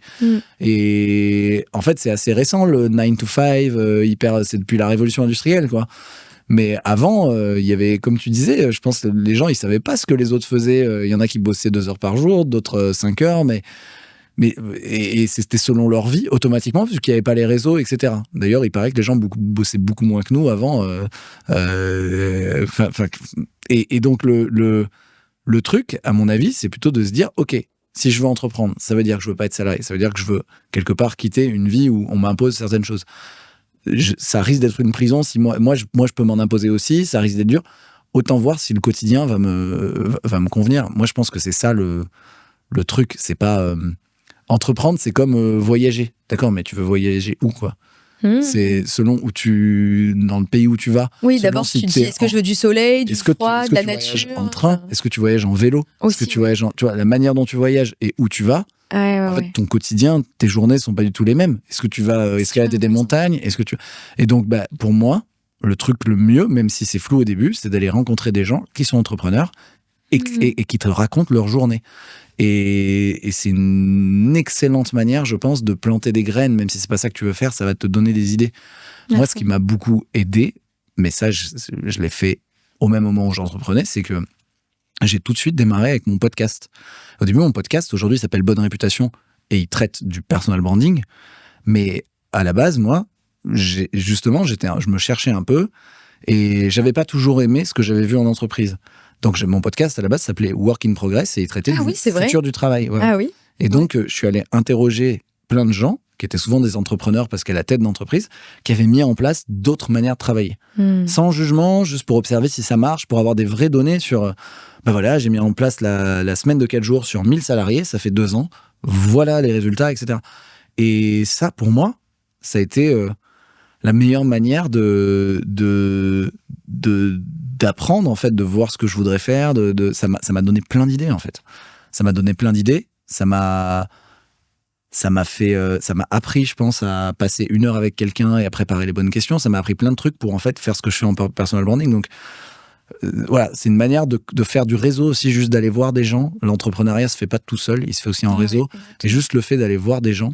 Donc, le podcast, c'est une super manière d'aller voir des gens et de leur poser des questions et de leur demander leur quotidien. C'est juste aussi des gens qui, peut-être, vont pouvoir donner un coup de main dans 3 ans parce que tu peux les rappeler. Donc, ou parfois il suffit d'une phrase pour que ça soit vécu comme une révélation pour quelqu'un, tu vois, parce que ça va faire écho pile poil à ce moment-là, et c'est peut-être exactement ce que la personne a besoin d'entendre pour que ça change le cours de sa vie, vraiment. Il suffit d'une personne. Mais tu vois, par exemple, le truc que je te disais juste avant là, c'est pas do what you love, c'est love what you do. Ça, c'est, je me souviens maintenant, celui qui m'en a parlé, c'est quelqu'un qui est, je peux pas dire qui c'est, mais qui est dans la famille, qui est PDG d'une énorme entreprise française, et qui a eu, dans sa carrière, qui a été que dirigeant de gros groupes, quoi.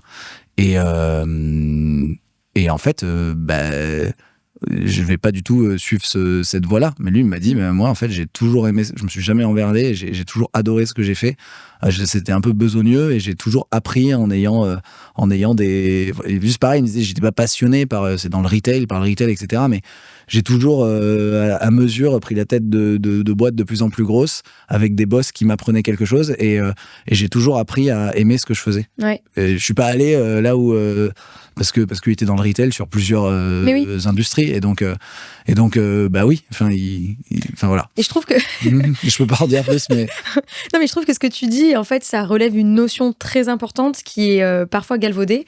C'est que dans la passion, on associe souvent ça à une activité en particulier, mode la peinture, le marketing, enfin tu vois, un domaine bien précis. Alors qu'en fait, quand toi tu parles de la passion, c'est pas forcément une activité, un domaine, ça peut être une action. Toi, en l'occurrence, l'action de créer. Donc peu importe ce que tu crées derrière, après tu ajustes en fonction de ce qui te parle le plus, de tes compétences qui se révèlent. Mais finalement, l'intention primaire initiale, et ce qui t'anime, c'est ça, c'est créer. Bah oui, et je sais que ce sera pas dans la comptabilité. Tu vois. Ouais. Donc voilà. Pourtant, tu avais de très bonnes notes en maths. Oui, mais non. Mais vraiment pas. Mais non, mais exactement. Et donc à partir de là, moi j'ai identifié que créer, que me connecter. On en avait parlé ensemble, qu'il y a quand même des choses. Et je pense que le fait de travailler sur soi, en plus d'aller à la rencontre des gens, d'un moment, les trucs s'alignent. Et je pense que commencer sans être ultra aligné, c'est normal. Enfin, moi, je crois que personne commence en étant ultra aligné. Moi, je sais pas, tous les entrepreneurs tu vois beaucoup d'entrepreneurs. Enfin, tu vois, l'entrepreneur qui dit faut que je sois passionné avant de... En fait, tu vas démarrer, tu vas avoir plein de problèmes, tu vas résoudre des problèmes et tu vas pas être aligné, ça va être un réalignement permanent. Donc de toute manière, c'est un peu illusoire, tu vois. Puis une passion, dès que ça devient un business, c'est plus tout à fait la même chose, parce qu'il y a un enjeu financier qu'il n'y a pas dans le simple... dans la simple notion de passion, tu vois. C'est ça aussi qu'il y a beaucoup de personnes je pense que les personnes qui rêvent d'une vie de passion, de vivre de sa passion, etc. Oui, Alors, c'est possible, mais c'est pas ce qu'on croit forcément. Parce que il y a forcément cette pression de dire, il faut que ça marche. Donc, la passion, c'est pas... tu vois, tu prenais l'exemple d'un restaurateur, par exemple. Il peut avoir la passion de cuisiner et tout, mais dès que tu tiens un restaurant, il faut un petit peu plus rusher, il faut répondre aux satisfactions clients. Et puis, parfois, il y a des gens qui sont pas contents. Donc, en fait, il y a plein d'autres facteurs qui rentrent en compte que juste le plaisir de cuisiner chez toi, tranquillou, pour ta famille ou pour toi-même. C'est pas pareil. Exactement. C'est pas pareil. Exactement. Voilà, je sais plus où on en était, mais c'est bien. Mais c'est génial. Et justement, donc c'est là aussi où je voulais rebondir sur ça, c'est que toi, tu as démarré ta vie pro en étant salarié. Ouais. Et à partir de quand tu t'es dit, là, c'est bon, il est temps pour moi d'entreprendre, je me lance. Ça a été quoi, une phrase motrice ou un événement moteur qui t'a permis d'en être là? Quand j'ai plus à rembourser mon prêt étudiant.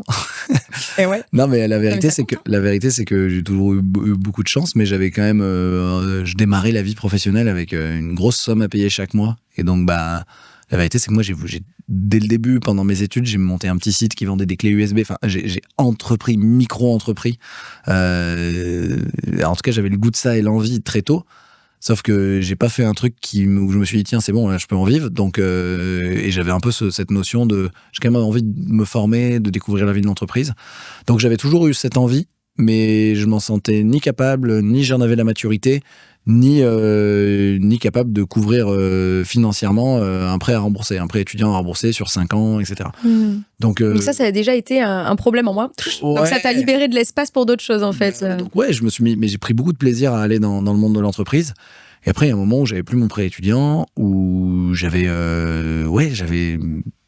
y a un moment où c'était déjà là, tu vois. C'est pas un moment où je me suis dit, ah non, mais tiens, si j'entreprenais, en fait, j'avais toujours eu envie, tu vois, j'étais un peu pareil que ces gens qui se disent, mais moi, j'ai pas de passion, dans quoi je pourrais entreprendre? Je me suis longtemps posé la question, tu vois, en fil rouge tout le temps, tu vois. En fait, ça s'est jamais arrêté. Et j'ai fait beaucoup de taf sur moi-même, j'ai fait même en parallèle du fait de bosser en entreprise, franchement, j'ai fait un truc. Qu'est-ce que t'as fait comme travail sur toi, justement? À Paris, j'avais fait un truc qui s'appelait Switch Collectif. C'était un programme de 30 jours, mais qui était pas mal à l'époque. C'était où il te posait plein de questions d'introspection, etc. Et je me disais, mais j'ai pas la réponse, quoi. Qu'est-ce que je vais faire?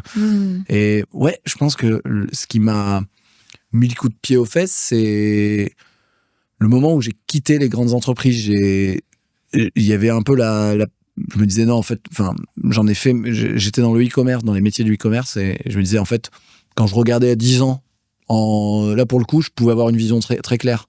C'est les postes, après, tu deviens directeur marketing, VP, machin. La trajectoire dans les grands groupes était intéressante d'un point de vue salaire, mais ne me faisait pas du tout vibrer, parce que justement, là, je voyais les gens. J'étais en contact avec les gens qui étaient mes N+1. Donc tu pouvais te transposer sur toi. Voilà, je me disais, est-ce que j'ai envie de leur vie? Non, pas du tout, en fait. Et donc voilà, assez rapidement, je me suis dit, il faut que je change. J'ai testé le monde de la start-up. Là, j'étais plus proche de l'entrepreneuriat, mais je n'étais pas entrepreneur parce que j'ai rejoint en tant que directeur marketing une start-up naissante. Ouais. Donc, j'étais assez proche de ça. Et après, c'était pas ma boîte. En fait, après, je me donnais tellement... Moi, j'aime bien me donner à fond. Puis, à un moment, j'ai eu le truc de... Je suis pas libre géographiquement. J'avais besoin de liberté géographique à ce moment-là. Et c'est pas ma boîte. Et donc, je veux... Peu importe. Finalement, le truc c'était plus que la passion, c'est... J'ai besoin de ma liberté. J'avais quand même clarifié mes valeurs et j'avais besoin de cette liberté-là, liberté d'action, liberté de mouvement. Et j'ai besoin que si je me mets à fond dans un truc, ce soit pour moi, quoi. Enfin, et voilà, et ça a été un besoin à un instant T. Et je me dis, allez, je me mets à mon compte, on verra bien ce qui se passe. Et finalement, quand je me suis mis à mon compte, j'étais à des milieux d'imaginer que je finirais spécialisé en personal branding. Ça s'est fait petit à petit, tu vois. Oui. Mais le drive, c'est plutôt clarté sur mes besoins et mes valeurs, tu vois. C'est plus ça, je pense, qui est important. C'est pourquoi est-ce que tu le fais. C'est pas qu'est-ce que tu fais. Et le qu'est-ce que je fais, ça a découlé, tu vois. Oui. Et du coup, voilà, ça s'est fait quand... Pour moi, ça s'est fait quand ça s'est fait enfin dans le bon ordre. Oui. Parce que la question de c'est quoi ma passion, c'est qu'est-ce que je veux faire avant le pourquoi, tu vois. Ouais. Donc une fois que t'es clair sur le pourquoi, et parfois, il faut un petit coup du destin, quoi. Allez, là, j'en ai trop marre. Ça vient, tu vois. Ça vient. Clair. Et ce sera peut-être pas ça tout le temps, tu vois. Je suis OK avec... Enfin aussi, on a mis des figés de l'entrepreneuriat. Non, j'ai pas du tout envie. Je pense même pas que j'ai envie de faire du personal branding toute ma vie, en fait. Bah, tu sais, c'est en cohérence avec ce que tu disais, de créer, que l'entrepreneuriat, pour toi, tout l'intérêt, c'est de créer une vie qui te ressemble. Et en fait, à partir du principe que nous, on est en perpétuelle évolution dans nos rencontres, dans nos valeurs, dans notre façon de voir les choses, de penser, etc. Bah, ça veut bien dire derrière que forcément, il y a d'autres choses qui vont être réadaptées. Tu vois, le Mathieu d'il y a 10 ans, c'est plus le même qu'aujourd'hui. Et même d'il y a 5 ans, peut-être, tu vois. Ouais. Et le Mathieu d'il y a 10 ans était très content chez Unilever ou chez LVMH à Paris, à faire des after-work, etc. Tu vois, je me posais moins de questions. Enfin, donc c'était très bien. Moi, j'ai kiffé. Hein. J'ai eu beaucoup de chance d'être à chaque fois heureux là où j'étais. Et je pense qu'il y a... Par contre, moi, il y a un truc qui est vraiment important. C'est si je suis pas heureux là où je suis, je dégage. Ah ouais. Et ça, moi, pour le coup, je me suis toujours dit ça et je l'ai toujours fait, tu vois. Et voilà, ça, c'est aussi un truc qui fait que je me mets aussi en action, je pense, c'est que je ne peux pas rester à un endroit où je suis pas bien. Ouais. Et cet endroit où je suis pas bien, là, peut-être que je peux me le créer moi-même. Hein. Ça veut pas dire que c'est lié à l'extérieur ou aux autres. Hein. Attention, hein, ça peut être une situation, ça peut être plein de choses. Donc voilà, je me dis, enfin, j'ai passé des très bons moments dans les boîtes où j'étais. Il y a des moments où j'étais bien, mais j'ai quand même choisi de partir pour autre chose qui me semblait mieux. Des moments où j'étais pas bien et il fallait que je dégage, tu vois. Carrément. Et pour moi, d'ailleurs, c'est 100% responsable. J'essaie vraiment d'être aussi 100% responsable de ce qui m'arrive. C'est si je suis pas bien à un endroit, c'est moi qui suis responsable. Oui.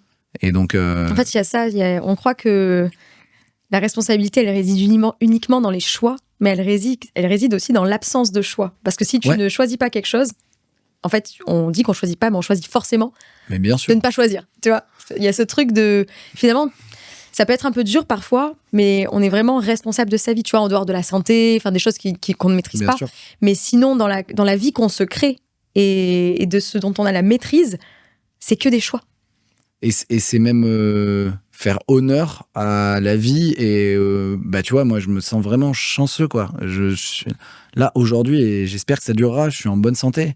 Je suis bien entouré. Et en fait, ne pas essayer d'utiliser cette chance-là pour faire un truc qui me correspond, en fait, ce serait pas faire honneur à ça, quoi.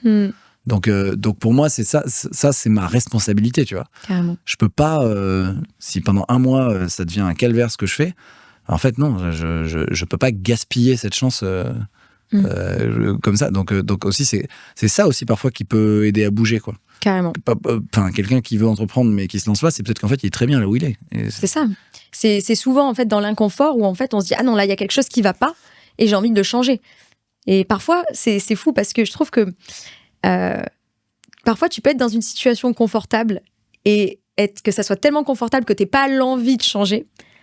Et parfois en fait t'as cette situation où t'es dans ce confort et justement tu dis vas-y comment je vais faire pour me surpasser. Toi, c'est un peu ce qui t'est arrivé quand tu commençais à te... Un peu, ouais. Ouais. Et je pense que c'est plusieurs phases, encore une fois.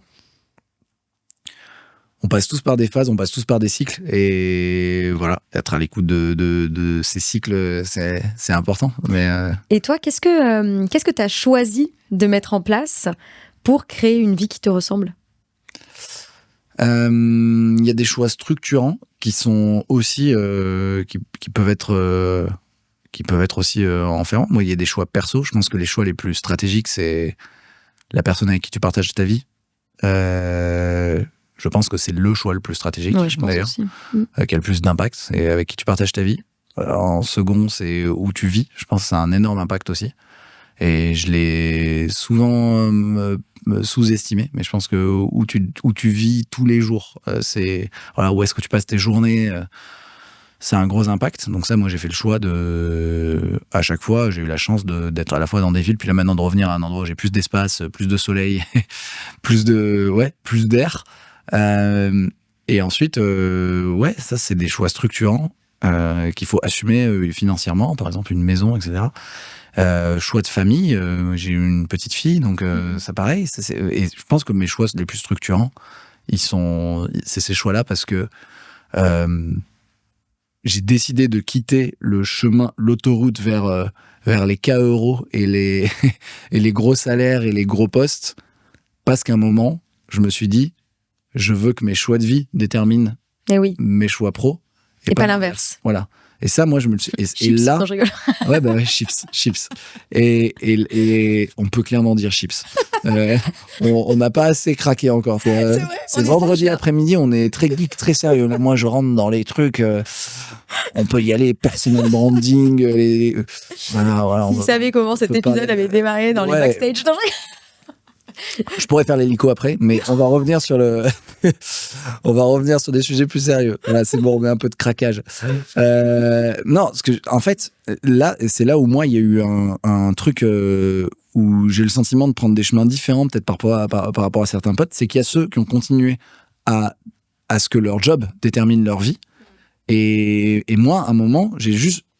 Tu vois, c'est comme si j'ai fait l'expérience de me dire est-ce que je peux réussir en prépa, école de commerce, gros job, etc. J'ai vu, j'étais trop content de voir. Puis à un moment, je me suis dit, non, en fait, j'ai pas envie de. C'est à ce moment-là où j'étais dans des gros groupes, j'avais 26, 27 ans.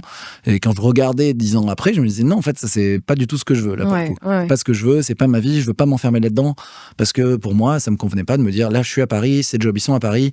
Donc, en fait, j'ai quand même envie de fonder une famille plus tard. Donc, je vais m'acheter juste un plus gros truc à Paris. Ce sera probablement en périphérie. Moi, désolé, mais la banlieue de Paris, je vais plutôt me tirer une balle. Enfin, ça me fait horreur, en fait, parce que je viens pas de là et c'est comme ça.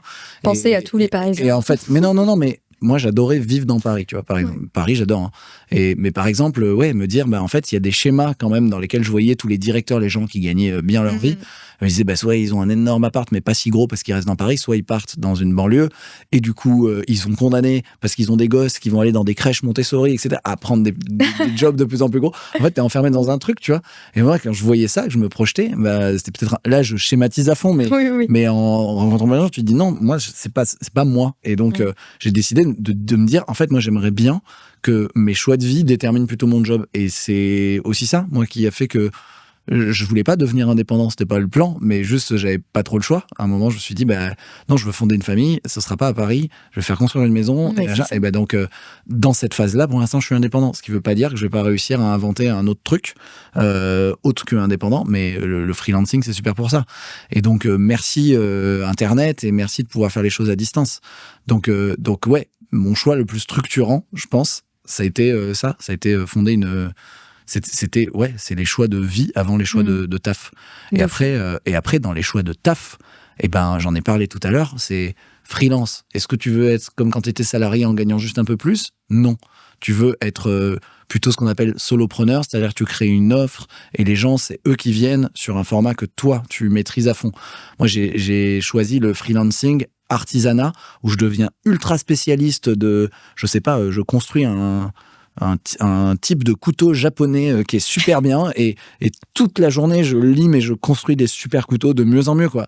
Et c'est un peu ça, enfin moi c'est un peu ça. Si tu veux acheter un super couteau, tu viens chez moi, quoi. Voilà, c'est plus ça. J'ai pas choisi le freelance, pour moi il a le magasin et un peu tout, non, là j'ai choisi de me spécialiser et le choix structurant ça a été sur mon offre si on rentre dans les sujets un peu plus geek marketing, de créer une offre, de créer des packages avec des prix déterminés.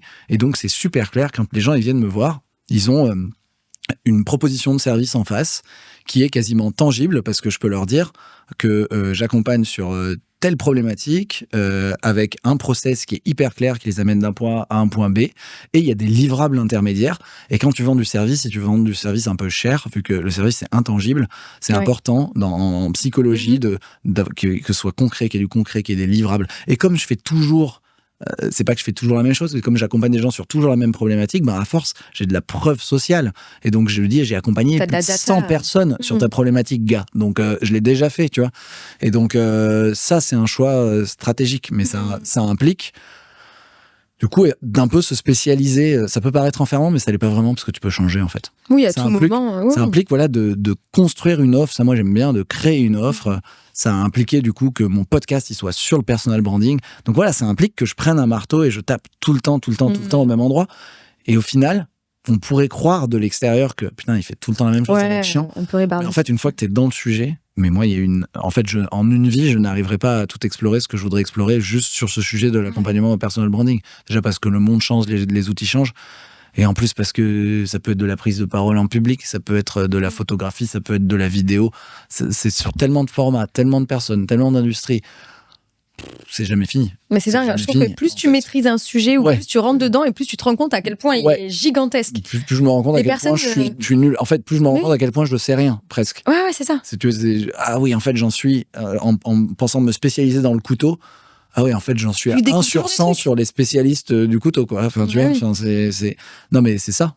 C'est ça qui est passionnant. En fait, c'est aussi ça qui est passionnant, c'est que plus tu t'investis et plus tu apprends sur un sujet et plus, en fait, tu te rends compte à quel point il y a une immensité derrière. Ouais. Et ça, c'est une vision. Et ça se réinvente aussi. Ça se réinvente et cette vision artisanale du travail me correspond bien et j'y crois beaucoup aussi. Je pense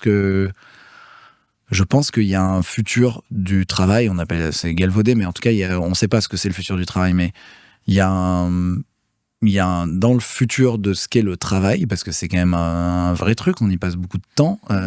Je pense que cette notion d'artisanat, de se spécialiser dans quelque chose que je maîtrise, mais ce qui veut pas dire que je fais tout le temps toujours la même chose, parce que moi je dois quand même faire des ventes, je dois faire de mes offres, du marketing, gérer ma compta. Enfin, je pense qu'en étant artisan, en fait, tu fais plein de choses. Mais se spécialiser en mode artisan sur un truc que tu maîtrises bien, qui est tangible, je pense que ça fait partie des modèles qui vont, qui ont déjà émergé avec l'ère du freelancing, etc. et qui vont continuer à avoir pas mal de valeur. Je crois vraiment. Je crois vraiment en ce modèle-là. Et c'est quoi, toi, tes modèles de réussite pour allier bien-être et performance? Parce qu'on parle finalement de prioriser, tu vois, les choix personnels, sa vie personnelle pour ensuite. Ouais. En fait, que le travail, ça soit pas ce qui va déterminer notre vie personnelle, mais que notre vie personnelle détermine notre vie professionnelle. Ouais. Qu'en fait, on la mette à son service. Et tu parles finalement de valeurs, etc. On a besoin, quand on est entrepreneur, à la fois, c'est ce qu'on veut, on veut à la fois s'épanouir et en même temps que ça marche. Ouais. Parce que le bien-être sans la performance, c'est cool, mais c'est frustrant. Mais la performance sans le bien-être, c'est aussi le meilleur moyen de se cramer. Ouais. Et toi, tu l'as bien compris en mettant en priorité vraiment ta vie personnelle et de définir tout le reste autour. Ce qui ne veut pas dire que j'ai réussi. Non, c'est deux choses différentes. Tu l'as bien compris. Et tout ce qui est conscient est voué au changement. Donc ça, c'est. Je suis inconscient, incompétent. Non. Mais toi, justement, avec cette conscience-là, et même s'il y a encore des choses à réajuster et à voir, puisqu'on évolue, actuellement, qu'est-ce que tu as trouvé et qu'est-ce qui marche pour toi pour respecter au mieux cette alliance bien-être-performance? Ouais. Ce qui fonctionne pour moi, il y a quelques trucs que j'ai trouvé qui fonctionnent. C'est un peu de sport tous les jours. Tu fais quoi comme sport? Je cours. Je pars courir. C'est le truc le plus simple. Avant, je détestais ça. Tu vois, c'est pareil. J'ai appris à aimer. Je détestais courir. Moi, j'ai toujours fait des sports. Je fais beaucoup de hockey sur glace, de ski, de vélo, de tennis. Et en fait, courir pour courir, j'aimais pas. Et c'est quand j'étais à Paris que moi, j'ai besoin de... C'était le truc le plus simple. Tu vois, j'habitais dans le 18e. J'allais courir. Je me faisais des petits chemins... Et ça, j'ai appris à aimer courir. Ouais. Et donc, pareil. Là, maintenant, je me passionne pour la course. J'ai acheté un livre qui s'appelle La clinique du coureur parce qu'en fait, il y a plein de bienfaits. Parce qu'en fait, en tant qu'être humain, on court depuis toujours. Ça fait partie de notre manière de fonctionner. Notre cerveau s'est développé parce qu'on s'est mis à marcher. Enfin bref, il y a plein de trucs derrière la course intéressants, tu vois. Des trucs que je détestais et qui maintenant, j'arrive à m'y intéresser. Et donc, mais tu vois, voilà, ça, je le fais pas. J'ai compris que si je veux bouger mon corps en gros tous les jours, et moi, c'est à midi, je pars courir, qu'il pleuve, qu'il neige, qu'il vente, toute l'année, tous les jours. Mais par contre, je le fais pas en mode... il y a des moments où je m'inscris à des trails et donc j'ai un entraînement spécifique où je vais faire par exemple du fractionné ou autre. Mais sinon, c'est de la course... tranquille, juste pour sortir, c'est pas de la performance. Mon fil rouge, c'est plus bouger et ça me permet de faire mes 10 000 pas, les fameux 10 000 pas par jour, en tout cas de bouger mon corps.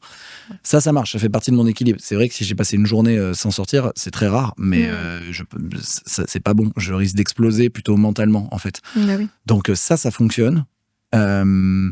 Je pense que c'est le seul truc que j'ai trouvé qui fonctionne vraiment. Pour mon bien-être, j'essaie aussi de cumuler les moments avec mes clients, les moments sociaux en interaction, et d'avoir des plages où justement j'ai du temps long pour produire ou réfléchir. Oui, il y avait, je me rappelle aussi facile. d'une de nos toutes premières séances. L'agenda. Bah oui, c'est ça. De reprogrammer, de dire voilà à quel moment je mets ça, parce que là à ce moment-là c'est une tâche qui me met en énergie haute, et là justement je suis plus en énergie basse, donc je vais mettre une tâche au contraire. J'essaie. Tu vois, par rapport à ton énergie. J'essaie de comprendre effectivement mon rythme biologique et de mettre les tâches en fonction de mon rythme biologique.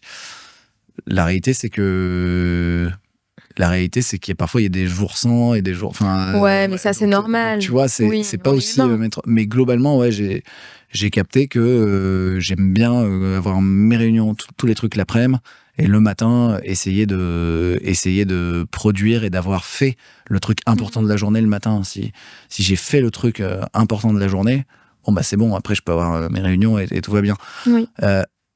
Après, je change régulièrement. Je mets un coup de pied dans mon agenda et je le rechange. J'ai pas de routine qui tient tout le temps, tu vois. Ouais. Donc, et c'est quelque chose avec lequel t'es aligné, ça, justement, de mettre un coup de pied un peu. Ouais, je mets un petit coup de pied. En ce moment, mes clients, je les vois surtout en début de semaine. Il n'est pas impossible qu'à un moment, je décide que tous mes clients, je les vois plutôt en fin de semaine et que le début, je fais toutes mes tâches créatives. Ça changera, je pense. Mais en tout cas, ce qui marche, c'est d'être conscient de mon agenda et d'essayer de prendre la main sur mon agenda, de bouger mon corps. Et sinon, c'est toujours, tu vois, moi qui accompagne les gens à prendre la parole sur notamment LinkedIn. Moi, j'ai toujours pas trouvé un truc qui marche pour moi sur l'horaire parfait, tu vois. On en parlait ensemble. Moi, quand je poste sur LinkedIn, comme il y a une partie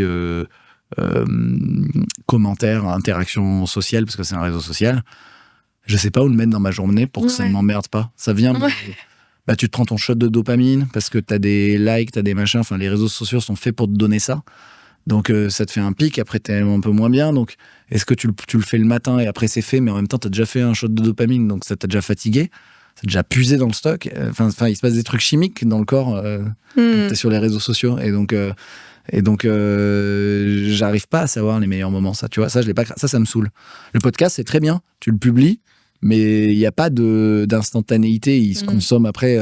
Oui, parce qu'il y a le fait, en fait, là, ce que j'entends dans ce que tu dis, c'est qu'il y a d'un côté la plage horaire qui t'arrangerait, mais aussi celle qui fonctionne, celle qui fait que les gens, il va y avoir cette effervescence, et qui fait que ça augmente ton... Ouais, il y a ça, mais ouais, franchement, à aucun moment dans ma journée, c'est super de me prendre un shot de dopamine de réseaux sociaux, tu vois. Donc ça, tu vois, j'ai pas réussi, en fait. Ça, j'ai pas encore réussi. Franchement, moi, j'ai tendance plutôt... Enfin, tu vois, on a dit qu'on était honnête dans ce podcast. Moi, j'ai tendance plutôt à trop me cramer, tu vois, à vouloir trop en faire et régulièrement à me prendre les pieds dans le tapis, à me retrouver, à me dire non, mais là, t'es en train de te cramer, t'en fais beaucoup trop. Et me dire ok, je ralentis. Et en fait, je reviens, tu vois. Et donc, ouais, c'est compliqué pour moi. Et en quoi c'est problématique ce fonctionnement-là pour toi ? Parce que quand je suis un peu cramé, je suis pas au meilleur de ma forme. Et quand je suis pas au meilleur de ma forme, du coup, c'est moins agréable dans les journées. Dans les journées, tu subis plus ta journée. Si tu veux. Moi, c'est ça qui se passe. Si je me retrouve un peu trop cramé, je suis moins créatif. Donc, dans mes tâches que normalement j'aime bien de créativité, d'écriture, je suis moins bon. Avec mes clients, je suis moins bon. Donc c'est des cycles, c'est pareil, c'est des cycles. Il y a des moments trop cramés, des moments où je suis à nouveau bien, mais tiens, il faudrait que je m'excite un peu pour qu'il y ait plus de business. Et donc c'est pas croire que c'est linéaire, quoi. Et donc oui, puis là ça fait vraiment les extrêmes, quoi. Moi je suis quand même dans la performance. Enfin j'aime bien le sport, j'aime bien je me bats pas contre les autres, mais je me bats contre moi-même. Et j'ai toujours éprouvé de la satisfaction à me dire là tu élèves ton niveau. Et ça c'est un biais que j'ai. Par contre, même si je suis pas super ambitieux dans ma boîte, vu que c'est une boîte toute seule et où je suis tout seul, et donc à un moment c'est capé en termes de chiffre d'affaires, etc. Je suis très ambitieux dans le niveau que je veux mettre. Et en fait, je me challenge, c'est pour ça que je me fais accompagner sur comment tu deviens... En fait, moi, je fais ce que je fais clairement pour être l'un des meilleurs dans ce que je fais, tu vois. Ça, mais c'est juste, ça passe juste par, je regarde même pas trop les autres, tu vois. C'est comment moi je suis meilleur que le mois d'il y a un mois, que le mois de la semaine dernière, etc.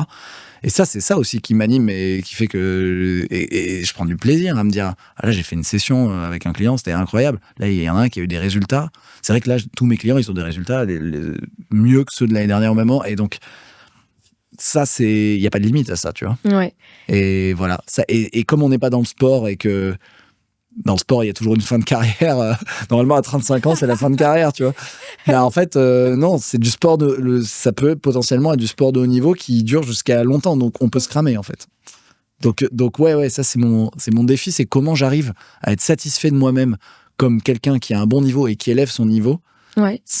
En étant sur la jauge où je me crame pas, quoi. Juste. Tout en gardant ton équilibre. Ouais, en gardant l'équilibre. Ça, j'y arrive pas encore. Ok.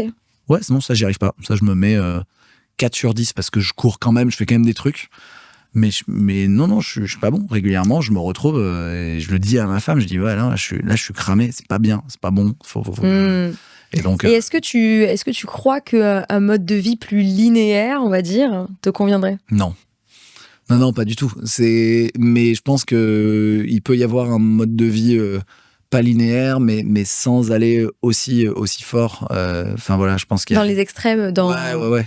Okay. Je pense que je vais un peu fort dans les extrêmes et que il y a des moments où ça cache certainement des peurs de mal faire, en fait. Etc. Je pense qu'il y aurait plein de manières de moins. C'est beaucoup plus profond que le fonctionnement en lui-même, en fait. S'il y a des moments où tu te crames, moi, ce que j'entends, c'est ça, c'est que derrière, il y a d'autres choses qui te retiennent parce que tu parles. Au moment où tu as parlé de ça, tout de suite, t'as dérivé, oui et non, sur la notion de performance. Comme Bien toi, sûr. tu te dis, en fait, là, il y a le créneau, donc c'est le moment de tout donner. En plus de ça, tu sais, plus t'en fais, plus t'as envie d'en faire, dans un sens. Et en même temps, en n'ayant pas forcément l'énergie, parce que t'es dedans, en fait. Et puis, quand t'es tout seul, les moments où tu signes, il y a quand même une satisfaction à signer du business. Bien sûr. Et c'est pas le moment où tu le délivres, souvent. Donc, en fait, quand t'es tout seul, c'est super dur de gérer ta charge. Tu sais pas si dans 3 mois tu seras en down ou tu seras au top de ta forme ou pas. Au moment où tu signes à fond, tu te dis c'est bon. En fait, dans 3 mois, tu as plein de clients en même temps et c'est au moment où tu es un peu moins en forme physique. Donc, c'est vraiment important d'arriver à gérer sa forme, à gérer son planning. Et en plus, moi, j'ai remarqué sur mon métier, sur mon marché, il y a une saisonnalité. Donc, il y a des moments... Tu vois, en ce moment, le mois de juillet, il y a beaucoup de demandes. Et je sais que c'est là, et je sais que probablement ce sera vers novembre-décembre où il y aura beaucoup de demandes pour des démarrages en janvier. Donc en plus, il y a des moments où je me dis, en fait, non, je vais me prendre, je me fais éclater, c'est normal, tu vois. Et donc voilà, donc ça fait partie du jeu. Non, mais voilà, ça fait partie du jeu. Tu vois, si aujourd'hui quelqu'un me demande mon quotidien de freelance, je dirais, oui, j'adore ce que je fais. En revanche, il y a des moments où je me fais des journées hyper sales et ça dure pendant un petit moment et ça fait partie du jeu pour absorber certaines vagues et voilà, et c'est aussi ça le quotidien, quoi. Et justement, on parlait de vision à un moment. Tu dis que ça fait partie du jeu. On a parlé de temps, on a parlé, enfin bref, de plein de choses. Qu'est-ce que dans 5 ans? Ouais, j'aurai 40 ans. Ouais. Crise de la quarantaine, du coup. C'est bizarre. Ouais, à fond. Des tatouages partout. Comment tu te vois dans ta vie pro, perso? Comment est-ce que tu as envie d'évoluer sur ça? Dans 5 ans, j'ai envie d'avoir... Dans 5 ans, j'ai envie d'avoir franchement atteint... J'aimerais bien, je sais que c'est sans fin, mais j'ai envie d'avoir atteint le sommet de mon art dans ce que je fais, de mon artisanat plutôt, c'est pas de l'art, c'est de l'artisanat. Le sommet de mon artisanat, mon meilleur niveau dans ce que je fais. Et je me vois avoir réussi à dégager du temps pour être sur des projets, sur un projet, pas sur des projets, avoir réussi à avoir un projet qui me dépasse, sur lequel je mets mon énergie, mais cette énergie, elle est investie dans un truc qui prend de la valeur indépendamment de moi. Je ne sais pas lequel ce sera, mes 2 projets, mais ce serait important pour moi. C'est un projet que je cofonde, bien sûr, hein, je ne rejoins pas un projet, je veux rester entrepreneur à la fondation, à l'initiative. Mais ouais, c'est ça que j'aimerais. J'aimerais que cette activité que je fais en ce moment soit une activité où je suis devenu tellement bon que je suis dans une zone de kiff et je suis dans une zone où je contrôle vraiment le temps, où ça me et donc voilà, j'aimerais bien avoir Et qu'est-ce qui va te le confirmer, ça, que t'es arrivé au sommet de ton art, que t'es vraiment excellent, t'es très très bon dans tout ce que tu fais? Bah, ce qui le confirme, c'est le jour où t'es où t'as beaucoup trop de demandes et où tu peux plus accepter plus de monde et où t'as des prix que t'as élevés. Et enfin ouais, je pense qu'il y a au niveau du business et puis après il y aura peut-être le truc où je me fais chier. Ouais. Enfin c'est vrai que c'est compliqué. Moi, c'est à travers les résultats de mes clients aussi. Ouais. Donc, qu'est-ce qui indiquera ça? C'est une bonne question. Ouais, mais les résultats de tes clients, je pense que les résultats de mes clients, ils dépendent de moi, mais pas que non plus. Ça dépend de là où ils en sont eux, leur business, leur marché. Donc ça, c'est un truc aussi, faire attention à aussi pas trop m'identifier à ça. Mais je pense, ouais, ce sera le moment où le fait d'accompagner quelqu'un et lui permettre d'avoir des bons résultats et que la personne soit contente me demande plus aucun effort, en fait, quasiment. Je pense que là, c'est le moment où... Et donc, je pense qu'il y en aura toujours des défis, etc. Mais c'est le moment où la moyenne des gens que j'accompagne me demandera quasiment aucun effort pour que eux, ils aient un énorme apport de valeur, quoi. Et donc voilà, plus aucune préparation, tu vois, ça joue sur des trucs concrets dont on avait parlé, plus aucune préparation en dehors des sessions, je peux arriver et en quelques minutes les débloquer sur leur com et leur poser les bonnes questions. Et donc ça, je pense qu'en 5 ans, il est possible d'atteindre quand même un bon niveau. Si je continue, parce que j'accompagne je suis tout le temps en train de m'entraîner, en fait. Donc je pense que ça, c'est possible. Mais ouais, je veux absolument faire autre chose. Du coup, enfin, tu vois, je sais déjà que je voudrais pas faire que ça, quoi. Ouais. Et de quoi t'as besoin aujourd'hui pour en arriver à ce stade-là? Continuer à répéter le geste. Ouais. Continuer à répéter le geste. Il y a d'autres choses? Intégrer l'IA mais m'en servir comme mon assistant qui me fait plein de toutes les besognes que j'ai pas envie de faire. Non, mais voilà, on est en train de se prendre la déferlante de l'IA dans la tête. Moi, je pense que les meilleurs artisans de demain, ils céderont. En l'occurrence, la réalité, vous l'avez compris, c'est que j'aiguise pas des couteaux. C'est un service non tangible. Et donc, la réalité, c'est que je pense que dans mon métier, pour rester au top, il faut que je sois au top des outils IA et qu'ils me fassent tous les trucs qui prennent de la charge mentale et du temps, quoi. Et que je sois sur l'humain, en fait, que moi, mon métier, mon énergie soit sur l'humain, quoi. Exactement. Mais même demain, je vais te dire, tout à l'heure, je disais, aujourd'hui, je trouve les créations de contenu par l'IA, elle est un peu nulle. Et même demain, si l'IA est super forte en création de contenu, mais super, mon travail, ce sera de faire émerger l'histoire des gens, leurs messages. Et si on peut briefer l'IA, qu'elle sorte les posts parfaits, tant mieux. Si on n'a plus, je pense que ce sera pas le cas et qu'on devra, le contenu qu'on écrit par ses imperfections, par plein de choses, sera quand même un peu différent. Mais ça me fait même pas peur que l'IA écrive mieux, en fait. Enfin, il y aura toujours besoin de quelqu'un qui prenne l'histoire de vie d'une personne dans sa globalité avec plein de paramètres, de sentir l'énergie. Et donc, oui, si j'en arrive à ça, à un niveau d'artisanat où j'ai juste besoin de passer 1 heure avec les gens et qu'il n'y a pas de boulot autour, que le reste, voilà, génial. Là, c'est là où j'aurais atteint le meilleur niveau. Et que ces gens, et que j'accompagne des gens qui ont de plus en plus un gros niveau aussi, tu vois. Enfin, c'est les gens en face aussi, je pense, c'est les clients en face aussi qui évoluent avec moi. Donc, c'est une route qui est quasiment infinie, mais je pense qu'il y a un moment où tu te dis, bon, c'est bon. Du coup, ça te donne envie de mettre quoi en place pour y arriver concrètement, tu vois, comme mise en action, comme... Qu'est-ce que tu as envie de déployer là maintenant pour arriver à cet objectif-là? J'ai envie de... Très concrètement, j'ai envie de créer je suis déjà un peu en train de le faire, mais de me créer des agents IA, enfin des trucs qui m'aident pour plein de tâches, dans l'écoute aussi des sessions, qui m'assistent pour plein de choses. Je suis en train de bosser dessus. Je sais pas encore quelle forme exactement ça va prendre, mais je suis en train de bosser là-dessus.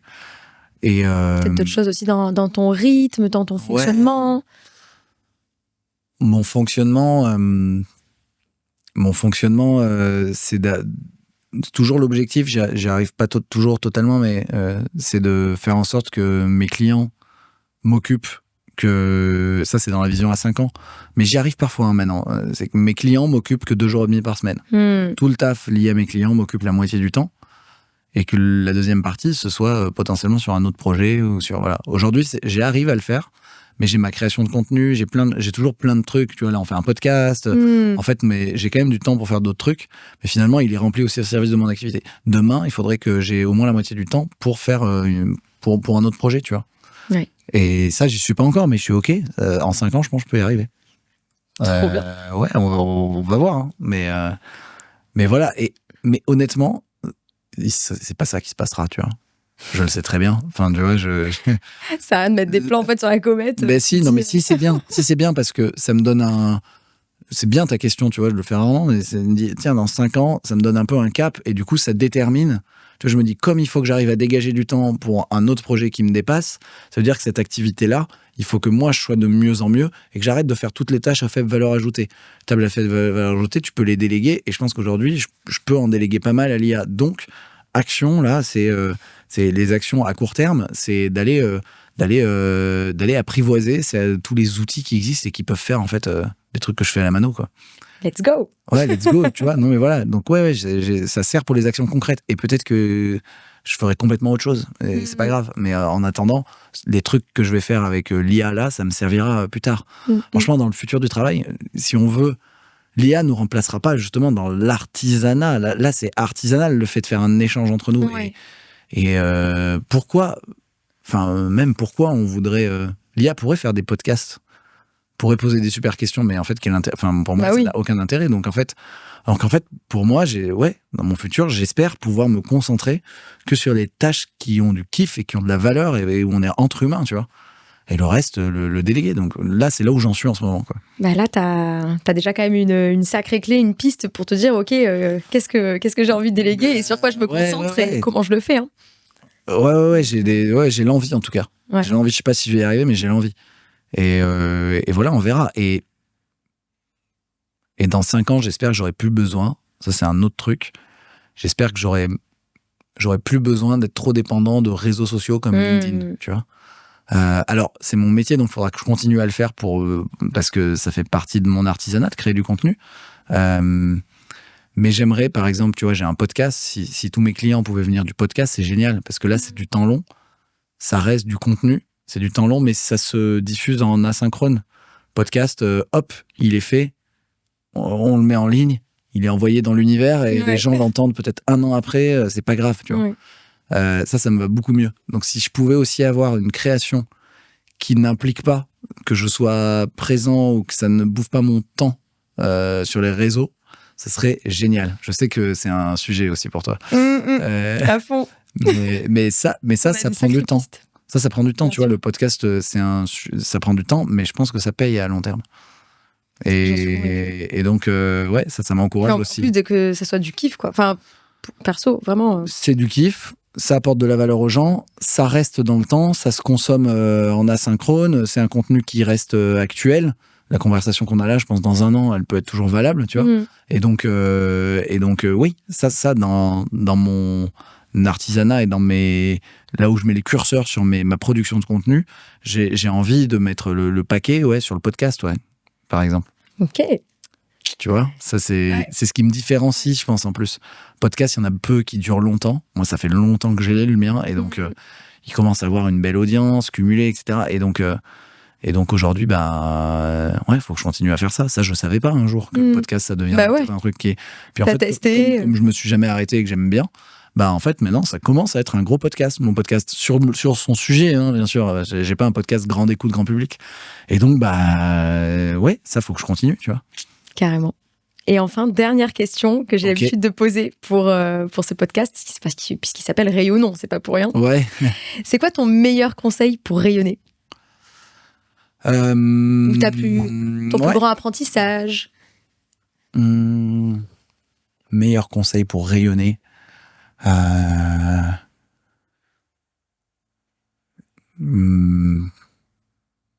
J'essaie de trouver un truc concret parce que pour moi le rayonnement c'est c'est physique, quoi. On dégage des Des vibrations. Enfin, tu vois, c'est pas juste une image, quoi. On dégage, on rayonne, on dégage des vibrations c'est une aura un peu. Voilà. Mais même, c'est pas que ésotérique, c'est-à-dire qu'il y a eu des études où, tu sais, il y a des scientifiques qui ont regardé les gens sur certaines caméras qui captent les rayons c'est de la physique quantique, et après. voilà. Et pour voir que les gens déjà rayonnaient, enfin, en tout cas, vibraient sur des fréquences, dégageaient des fréquences différentes, et que selon si on est très en colère ou très content, on dégage aussi des fréquences différentes. Et donc, on rayonne quoi qu'il arrive, mais pour rayonner plutôt positivement, le conseil, c'est d'être aligné. Et pour être aligné, je crois que c'est d'essayer de faire, c'est d'essayer de se construire un quotidien qui me convient, mais ouais, c'est pas vraiment un bon conseil, hein, ça, c'est juste, ça me paraît tellement logique, quoi. Pas forcément pour tout le monde. Hein. En fait, le truc le plus dur, le truc le plus évident, mais le plus dur pour moi, c'est que je sais que, dans mon cas, 90% du job est fait si je dors bien, je mange bien et je fais du sport. En vrai, cette triptyque-là, bien manger, bien dormir, faire du sport, si je le fais, il y a tout qui se passe bien, en fait. Il peut se passer plein de problèmes, je vais avoir l'énergie pour les... Mais malgré ça, c'est super dur. Parce que parfois, je me taffe plus, et donc je dors moins bien, et donc voilà.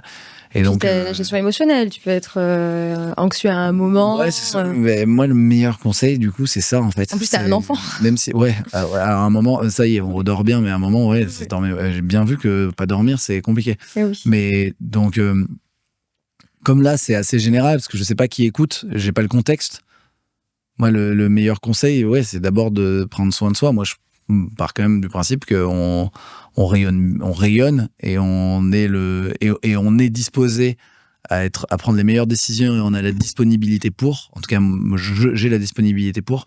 Quand je dors bien, que je mange bien, et que j'ai une activité physique qui fait que je suis bien dans mon corps, quoi. Et donc ça, c'est vraiment le triptyque en pilier. Ouais. Mais moi, c'est ça. Moi, je suis assez convaincu que maintenant, si j'arrive à faire ça, et si j'arrive à continuer à faire ça, j'y arrive pas toujours, hein, mais si j'arrive à faire ça, c'est bon, ça va aller, en fait. Et il peut y avoir et d'ailleurs, même les drames qui m'arriveront, parce qu'on a tous des trucs pas cool qui arrivent, ça se passera mieux si je les prends en pleine gueule avec... j'ai bien dormi, je me suis bien dans ma peau, etc. Donc, c'est ça. C'est pour rayonner, je pense, dans le terme envoyer des bonnes vibrations, je pense que c'est la base. Et après, chacun son truc. Moi, ça a été pour moi les meilleures manières de rayonner et de capter des vibrations qui créent qui sont des vibrations hautes, c'est l'art, et moi c'est notamment par la chanson, par le chant, mais ça c'est moi, c'est trouver son canal. Je pense qu'après il faut trouver son canal, et je pense que c'est l'art, son canal, où tu vibres, et là tu vibres d'une manière qui peut être dingue, et où tu peux te connecter de manière dingue aux gens.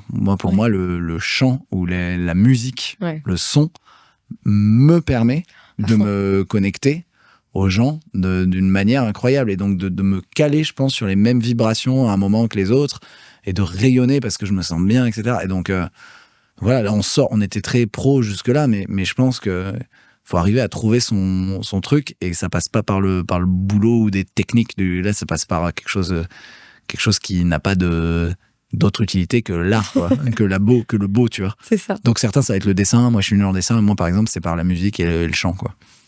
Trop intéressant. Tu vois, cette semaine, un soir, j'ai chanté tout seul sur ma terrasse, et ça m'a fait trop du bien. C'est libérateur. Et je cherchais des musiques pour un truc pro. Et du coup, ça m'a refait visiter certaines musiques, et à un moment, il y en a une où je l'ai repassée plusieurs fois en la chantant, et j'étais tout seul sur ma terrasse, et j'étais trop bien. Ouais. Et ça te remonte en énergie. Ouais, et je me suis dit, ah putain, en fait, c'est vrai que ça fait du bien de se sentir comme ça. Ça fait du bien aussi de faire un truc qui a aucun objectif financier.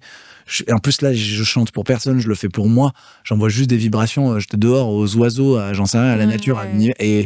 Et juste, j'avais l'impression de tu vois, juste en faisant ça, me réaligner avec moi par les vibrations du son. Et voilà, ça m'avait fait un bien fou. J'aurais pu. Mais le son a une vibration. Oui, voilà. Parce que ça, c'est une fréquence. Et enfin voilà, un truc vraiment perso pour moi.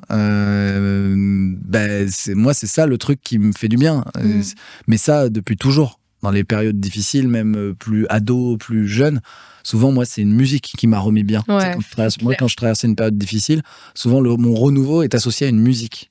Et du coup, j'ai des musiques qui me rappellent les périodes difficiles, etc. Donc, ça, c'est mon truc. Mais donc, c'est pas vraiment un conseil. Mais au contraire, c'est génial comme conseil parce que. C'est bien d'avoir ces relais-là. Enfin, c'est à dispo là, en plus. Puis derrière, en fait, c'est le vrai. Enfin, le conseil qu'il y a encore plus derrière aussi, c'est vraiment un truc détaché de toute la performance ou quoi que ce soit. C'est juste un truc qui te libère, qui te fait kiffer, où t'es un peu en roue libre parce que tu te dis, il n'y a pas une attente de résultat ou quoi que ce soit. Et en fait, finalement, quand tu mènes ces actions-là, ça te met tellement en énergie haute que finalement, tu peux être tellement plus capable d'entreprendre d'autres choses à côté, d'accueillir certaines situations, parce que ça te monte, ça te fait du bien. Et tu lâches. Et je crois qu'avant même de démarrer l'épisode, on avait démarré, entre nous, avec ça, avec le fait de lâcher prise. On lâche, on aurait dû démarrer par un karaoké. Et c'est parti. C'est parti. Une petite musique pour le podcast Rayonnons. Putain, je saurais même pas quoi chanter, quoi. En plus, j'ai la voix cassée aujourd'hui. Need somebody. Mais ouais, non, je saurais même pas. En plus, je suis bon en mélodie, mais moi, il me faut vraiment les paroles. Hein. Je peux chanter. La prochaine fois, on prend je suis bon pour chanter juste, mais très nul en paroles. Donc, il me faut les paroles, il me faut le prompteur. Mais ouais. Toi, c'est quoi, toi, ton truc? Danser, faire du sport, il y a la musique. Moi, j'adore les festivals, le fait de me lâcher. Pour le coup, moi, j'ai vraiment pas peur du regard des gens, tu vois. Donc, j'en ai vraiment rien à foutre de comment je vais me mouvoir dans l'espace, même si je chante comme une crécelle ou je vais être sur scène. Je m'en fous d'être ridicule ou de dire des trucs qui sont imparfaits. Enfin, je sais pas comment expliquer. Donc moi, il y a beaucoup d'expressions, que ce soit par le corps, la voix, un peu comme... tu sais, on avait déjà eu pas mal de similarités, on en avait déjà parlé. Mais ouais, l'expression du corps dans la voix... chanter, ça marche bien, c'est vrai. Mais danser particulièrement... et le son, quoi. Mais le son, ça fait danser. Donc, le son, ça fait danser, ouais. Ça te monte en énergie. Je sais pas, pour moi, une musique, ça raconte une histoire. Tu vas l'écouter à un moment bien spécifique. Je suis très, très, très sensible aussi au son. Ouais. Ok. Et il y a un échange, tu vois, en fait, il y a ça aussi. C'est ça, et elles sont en solitaire, elles sont partagées. Pour moi, tu rayonnes pas seul. Pour moi, si tu restes dans ton coin, tu rayonnes pas. C'est parce que tu es bien entouré aussi et que tu t'entoures de personnes qui te font du bien et avec qui tu es sur la même fréquence, qui fait que ça participe encore plus à ton propre rayonnement. C'est là que tu passes, c'est là où tu atteins des moments, moi, que j'appelle sacrés, quoi. C'est quand tu te mets à te sentir bien, sentir que il y a que l'amour qui se dégage de toi ou la joie et que c'est partagé, qu'il y a quelqu'un en face qui est dans la même énergie. Et là, c'est des moments de partage où il y a besoin de rien d'autre en fait que ça, tu vois. Ouais. Et tu te dis en fait tout ça pour ça. En fait, c'est juste pour ça. On vit pour ça. Mais moi, je vis pour ces moments-là. Ouais. Et donc là, on a parlé de beaucoup de choses pro. Mais en fait, le meilleur conseil, c'est de continuer à vivre pour ces moments-là, en fait. Et à les chérir et à pas les oublier, tu vois. Même moi, j'ai tendance à les oublier, tu vois, et de pas en avoir assez de ces moments-là dans mon quotidien. Mais je pense que c'est ces moments-là qui créent les fameux déclics, les fameux mais qu'est-ce que je veux au fait? Ah mais en fait c'est ça. Oui. Ça déculpabilise un peu. Ah, je veux entreprendre mes machins. Parce que tu te ressens sur toi dans le moment que je peux vivre ces moments-là, finalement que j'entreprenne dans un truc qui me passionne à fond ou pas, et au juste, est-ce que c'est si important? Je vais faire, et en fait du moment que c'est avoir ces moments-là pour se dire quoi qu'il arrive, ces moments-là, ils seront là. Donc ça permet aussi de prendre un peu de recul, quoi, sur tout ça. Carrément. Personal branding, c'est bon, ça va 2 secondes. Hein. Il y a un moment où on est tous pareils. On enlève le t-shirt, on danse là. Ouais, non, mais voilà. Et tu sais quoi?